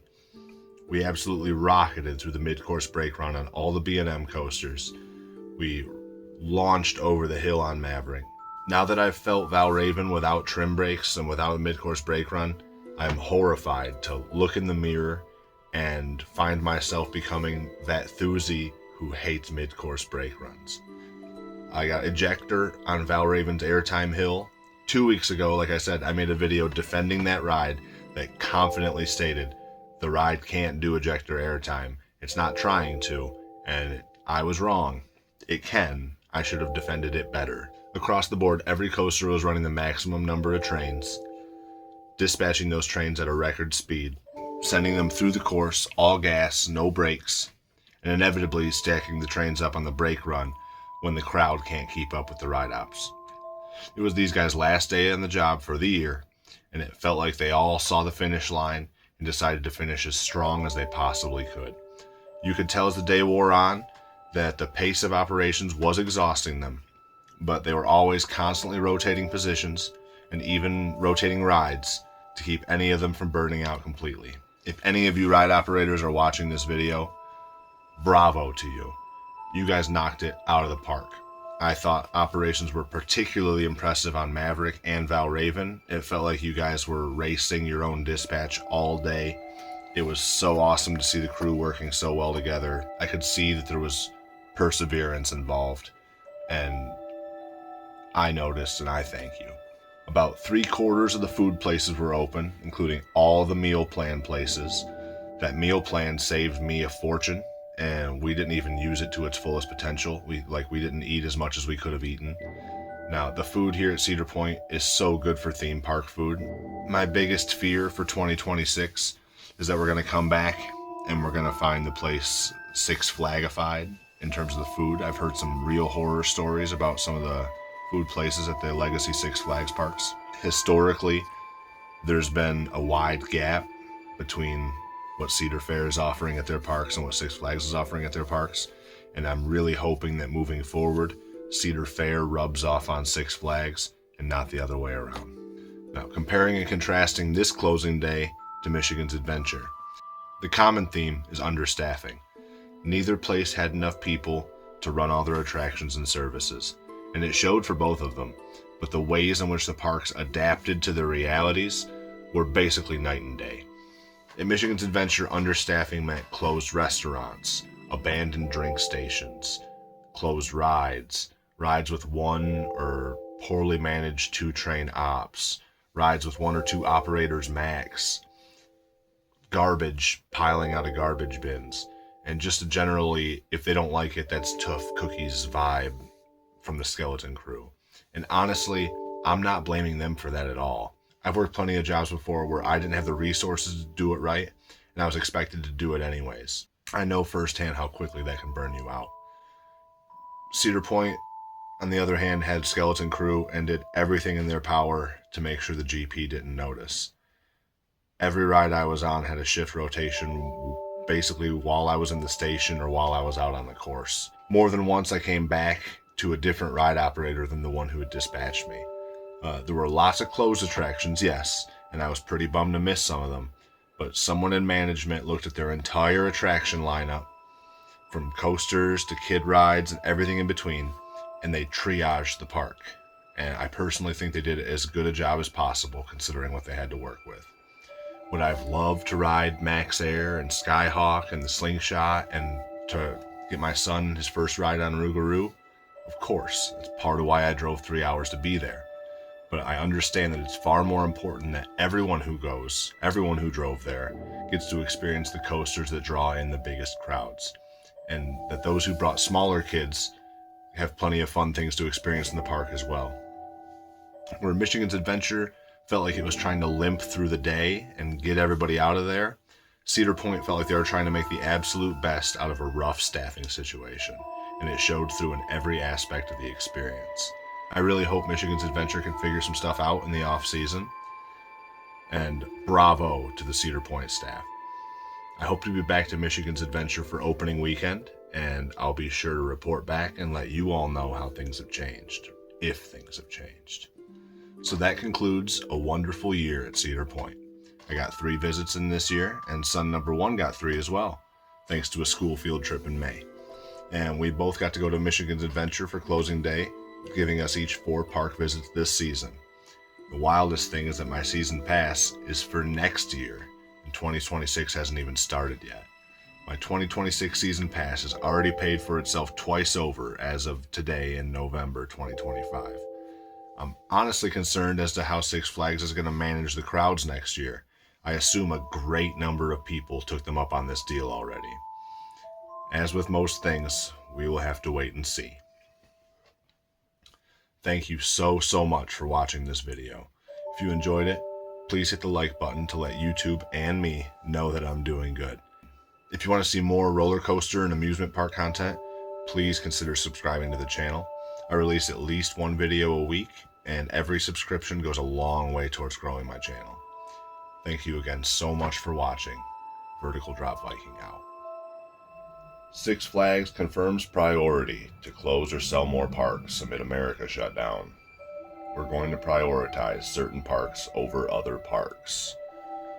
That's the headline, folks.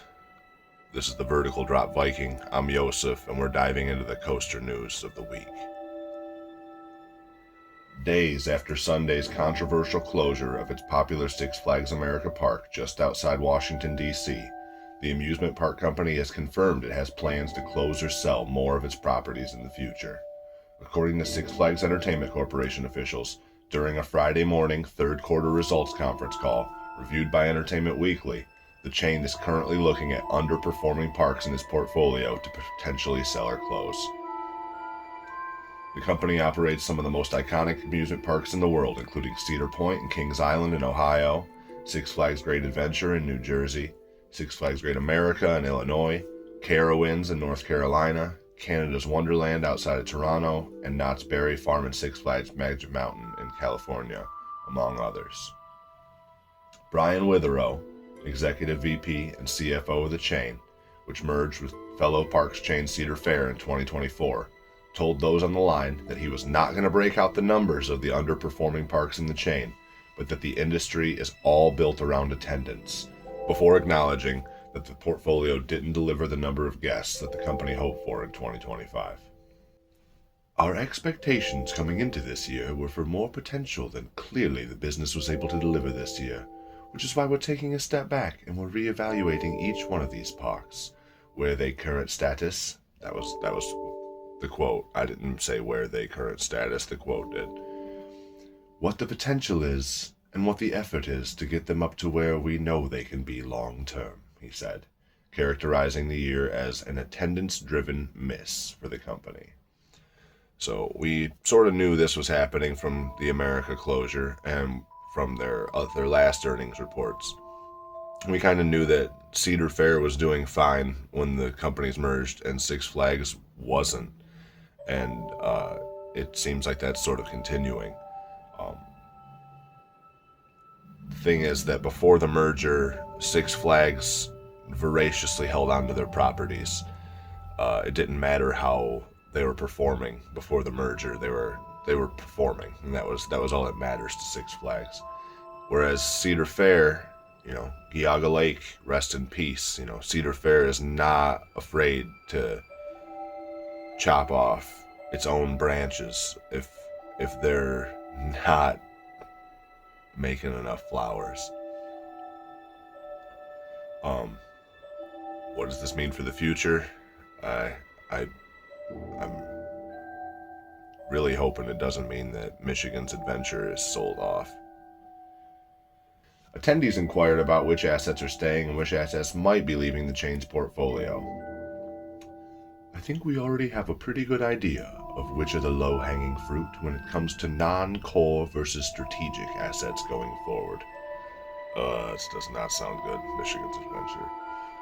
We're moving with a sense of urgency on that process as we're building out our 2026 plans, Witherow said on the phone. As we roll into 26 and see how parks perform, there may be a need to pivot in a park that we consider core right now.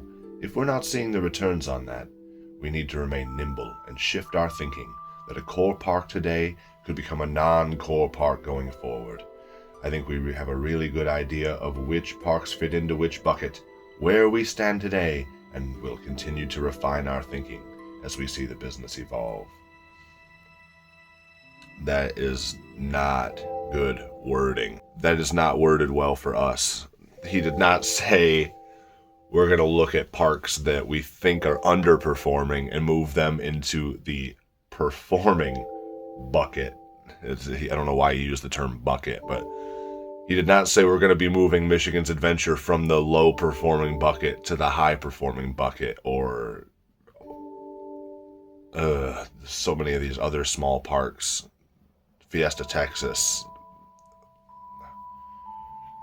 He said that Great America's not safe. That's what I'm hearing when I read we're reevaluating parks that we believe are core parks, and they can become non-core parks if the numbers say so.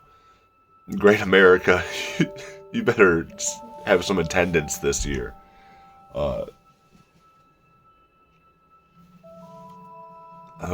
That's not good news.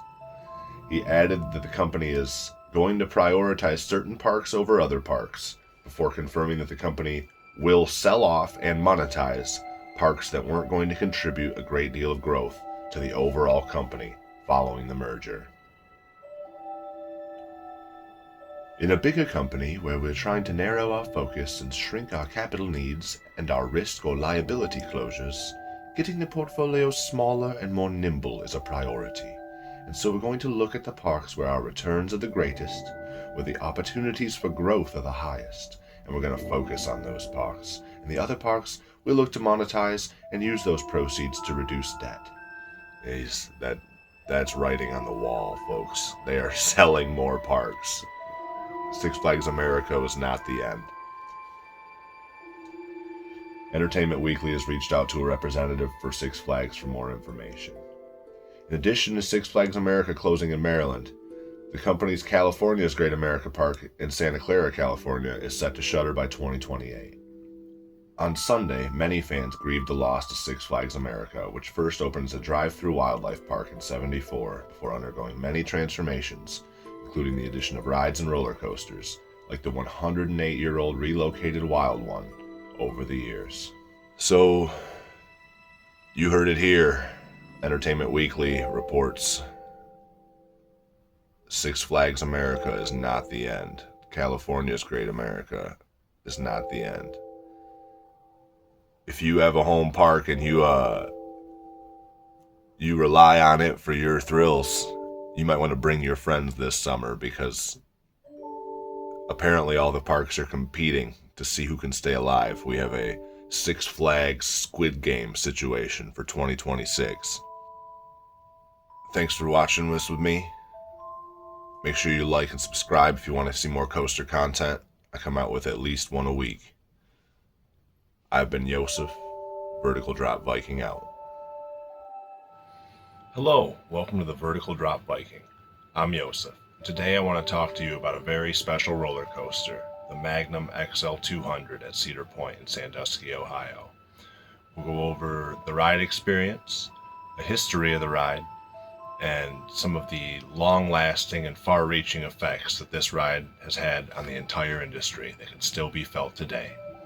If this is your first time here, please consider giving my video a like and subscribing to the channel. It really helps me to grow, and it allows me to invade your page next week with another roller coaster video. Let's dive into it.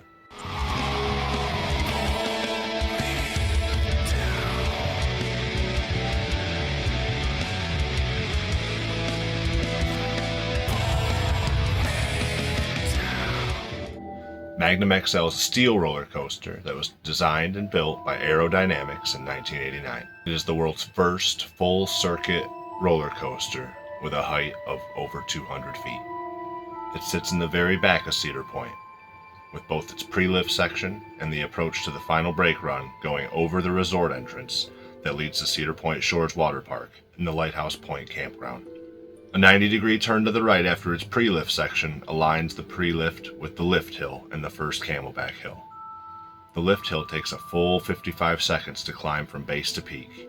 Plenty of time for you to think about all the decisions you made that got you here, and to build suspense for the exhilaration that's soon to follow. The view from this lift hill is unbelievable. Absolutely top-notch view.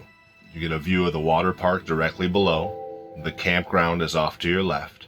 And then off to your right and ahead of you, you have nothing but an uninterrupted view of the beach and Lake Erie, stretching out as far as the eye can see. Once you crest the hill, the speed begins picking up immediately as the train begins to careen down the first drop, which is a 60-degree decline that was record-setting when it opened in 1989. At the bottom of this first hill, the trains reach their top speed of 72 miles an hour, another record at the time. It tears up that hill with all that momentum, giving airtime at the top of the hill before banking slightly to the left to facilitate a left turn, aligning the train with the rest of the layout.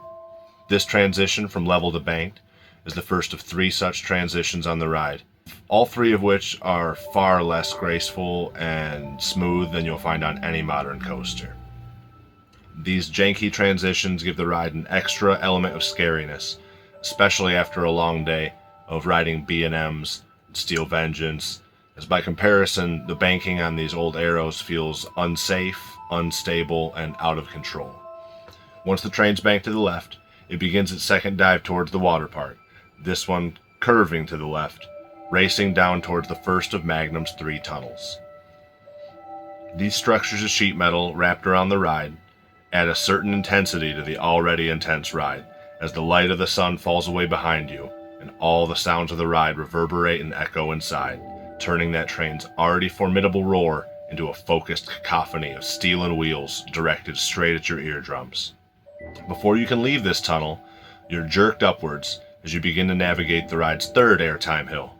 This third hill doesn't use up nearly as much of the speed of Magnum as the second one, and instead allows you to float right up and over it. At the bottom of that third hill, trim brakes are installed, which only activate if the train is moving faster than intended towards the turnaround. Whether or not these brakes engage, they are followed by the next janky transition, and possibly the jankiest transition on Magnum. The profiling on this feels unsafe. This is another bank to the left, and it aligns the train with the turnaround itself so that you can begin the long left turn that makes up this turnaround. This transition makes clear sense of those trim brakes. Even with the trim brakes active, it's easy to see that this transition, hitting this transition with the force of loaded train 500 times a day, probably causes some stress to the Magnum's ride structure that they wanted to mitigate. So this trim brakes right here before this turnaround makes sense to me. Now, after making this precarious bank to the left, which again feels wild and out of control, riders enter the most unique element of Magnum. This is the turnaround. It's never been duplicated on any coaster that I can find. And so there's as many names for this turnaround as there are coaster enthusiasts who enjoy Magnum, or even coaster enthusiasts who've ridden Magnum. Nobody can agree on what to call this turnaround. I've heard it called the pretzel turnaround, pretzel helix, centerline helix. I'm partial to calling it a reverse helix. This element is unique in that you enter the helix from the center, it goes level once you begin the turn, and it stays mostly level until you dip underneath it to begin the return trip. The third and final janky banking transition pulls you out of this reverse helix and sends you into the second of the tunnels, this one somehow still just as loud as the first. Inside this tunnel is the first of what Magnum fans affectionately refer to as the Triangle Hills. These smaller scale airtime hills are more sharply angled at the peaks and valleys than on any modern coaster, and the effect is some of the most violent ejector airtime you'll feel on any coaster in the entire world. But the first one is just a taste of what's to come. After the first triangle hill, you'll hit a smoother, rounder speed hill, and then another speed hill that curves you slightly to the right and aligns you with the rest of the triangle hills. The ride then hits you with 4 of these triangle hills in rapid succession. It's one of the most intense and also unassuming moments on the entire ride. The 4th one takes place inside the final tunnel, where special lighting effects have been in place since 2019. After the 4th triangle hill, the ride sends you up as if there was a 5th, and then the track levels off at the top, giving one last pop of ejector before it sends you back over the walkway and into the final brake run before the station. Some riders will decry the old-fashioned feel of Magnum, the intensity that doesn't go out of its way to make its riders feel safe, the jarring, precarious feeling that the ride gives you as you enter into and out of its bank turns, the violent ejector airtime that doesn't even show its face until halfway through the ride. When all the big, photogenic, scary-looking hills are already behind you, that's when the ride turns up the intensity to 10. But for the special breed of coaster fan who thrives on this intensity, thrives in their own fear, whose coaster compulsion drives them to seek out the most intense and most aggressive experiences, Magnum is a masterpiece. The greatest coaster that aerodynamics ever built.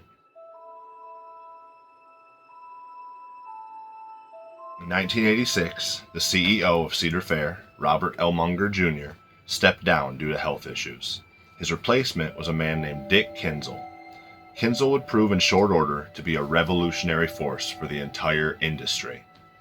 In 1987, he contracted Aerodynamics, a roller coaster company based in Clearfield, Utah, to build Iron Dragon, which was the area's first suspended coaster since the failure of the Bat at Kings Island. Aero was famous for inventing the tubular steel track for roller coasters during their development of the Matterhorn bobsleds ride at Disneyland. After the successful launch of Iron Dragon, Kinzel had his eyes out for the next big thing.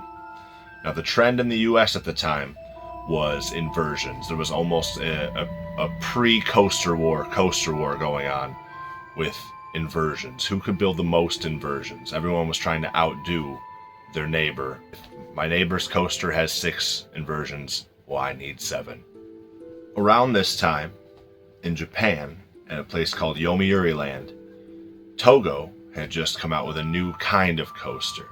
This coaster had no inversions and was focused on vertical G-forces, ups and downs, just like an old wooden coaster was before the inversion craze kicked off. Dick Kinzel saw a CNN report on this coaster while he was on vacation with his wife, and he was immediately inspired to not merely emulate this design, but to outdo it, to elevate it.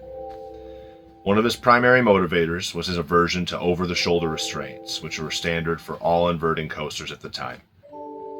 Togo, Intamin, and Aero were all considered for the project, and Aero was chosen on the sole fact that they were based in the US. At the time, the US dollar had an unfavorable exchange rate with Japan and with most of Europe, Liechtenstein in this case.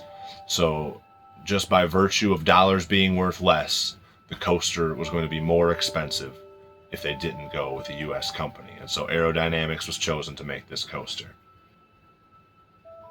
Kinzel went to Aero and their new president, Ron Toomer. Remember how I said a little bit ago that the trend in coasters was to have more inversions than the last guy? Ron Toomer is the designer of the first 3 inversion coaster, the first 4 inversion coaster, the first 5 inversion coaster, the first 6 and 7 inversion coasters, the first coaster with interlocking vertical loops, and Cedar Point's last major coaster, Gemini. Now, the initial plans that Kinzel and Toomer agreed on had the ride at 187 feet tall, with the specific intention of being taller than Shockwave at Six Flags Great America. This was the tallest coaster in the world at the time, designed by, you guessed it, Ron Toomer. When Kinzel brought the proposal to the Cedar Fair board, the board's response would go on to define the next 15 years at Cedar Point. Why not bigger? Kinzel returned to Arrow and Ron Toomer with new marching orders. The ride had to not only be the fastest in the world, but it also had to be over 200 feet tall.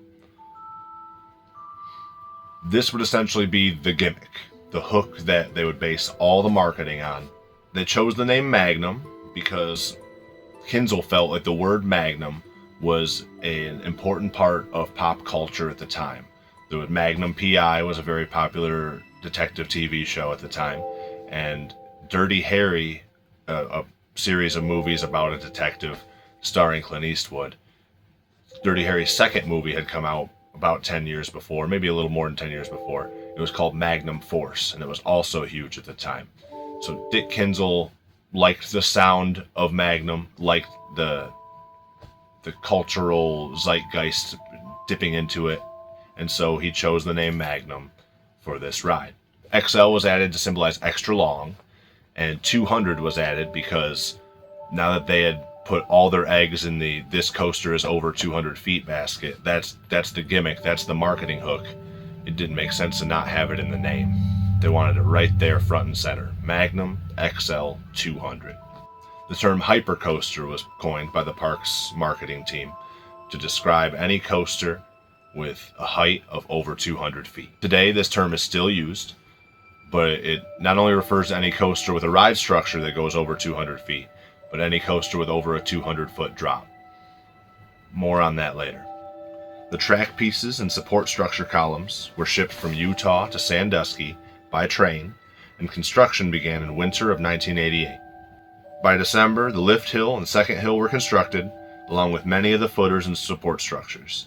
The reverse helix at the end was the final section to be built. The ride ended up measuring in at 205 feet tall, despite the park initially advertising it as 201. And it wasn't found until Guinness came out to measure it and make sure it was 201. They were surprised and turned around and said, it's 205. Kinzel was quoted as saying, "We didn't care how much over 200 it was, as long as it was over 200. When it opened, its first two hills were the tallest and fourth tallest hills on any roller coaster in the entire world. All in all, the ride cost Cedar Point $8 million in 1989 money, which was a huge gamble for the future of the park that continues to pay off today. After a preview event for the American Coaster Enthusiast Club on May 5th, hi Kitty, the coaster opened to the public on May 6th, 1989. The weather was bad, but the line for this coaster stretched all the way to Corkscrew Station, and the crowds this coaster drew in all year broke the attendance record at Cedar Point. According to Kinzel, coasters are what the public wants and what brings them back.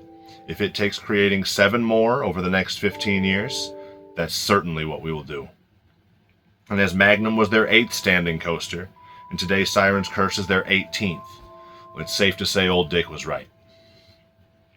Magnum remained the tallest coaster in the world for 5 years, until it was dethroned by a new Arrow hypercoaster in Blackpool, England, called Pepsi Max Big One.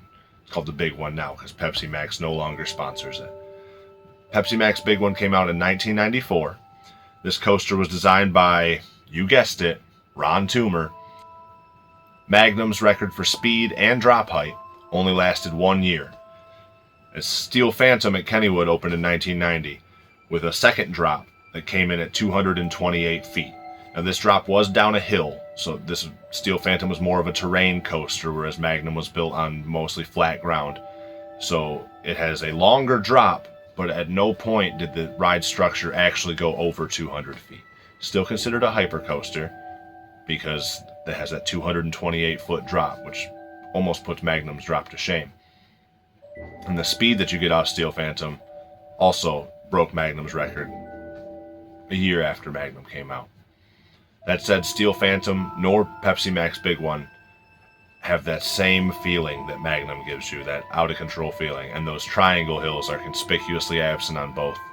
Who else could have been responsible for designing Steel Phantom but good old Ron Toomer? If the fight for the tallest coaster, if we all agreed that we're going to call that the Coaster Wars, then Ron Toomer is Nicolas Cage in that movie about arms dealers. He's selling it to anybody, whoever the highest bidder, I'll get you the next best weapon. Not bad for a guy with motion sickness. But eventually, Arrow would run into trouble. Now, the US was doing quite well in the early 2000s compared to how they were doing in the late 80s. And it became relatively affordable to purchase coasters from European designers and manufacturers, such as B&M in Switzerland and Intamin in Liechtenstein. In spite of adopting computer-aided technology to help them design their coasters, Arrows started to feel old-fashioned and clunky compared to the two newcomers from the Alps. Arrow would file for bankruptcy in 2001 and be purchased by S&S in 2002. Some people say that competition, those coaster wars, ended when Top Thrill Dragster and King Dakar were built. And it's true that from the late 2000s on, fewer and fewer of these hyper and giga coasters were being built. While Intamin and B&M aren't shy about building 200, 300 foot plus airtime machines, both companies have definitely pivoted to focus on models that emphasize different ride experiences. So, this cat, she's driving me nuts. Such as LSM launch coasters, accelerators, wing coasters, and dive coasters. Now that said, just 2 short weeks from when I'm recording this, a coaster with a 600-foot terrain drop and a 530-foot freestanding camelback hill is opening in Saudi Arabia. If the coaster wars are truly over, someone forgot to tell Six Flags Qiddiya. I personally don't see myself going to Saudi Arabia for any reason, especially considering I'm well over the height limit for Falcon's flight. It certainly looks to me like the competition for the world's tallest, the coaster wars that started with a dream of a 200-foot coaster in Ohio, are still alive and well today. Thank you so much for watching my video. If you enjoyed it, please consider liking, subscribing to my channel. Every sub really means a lot to me.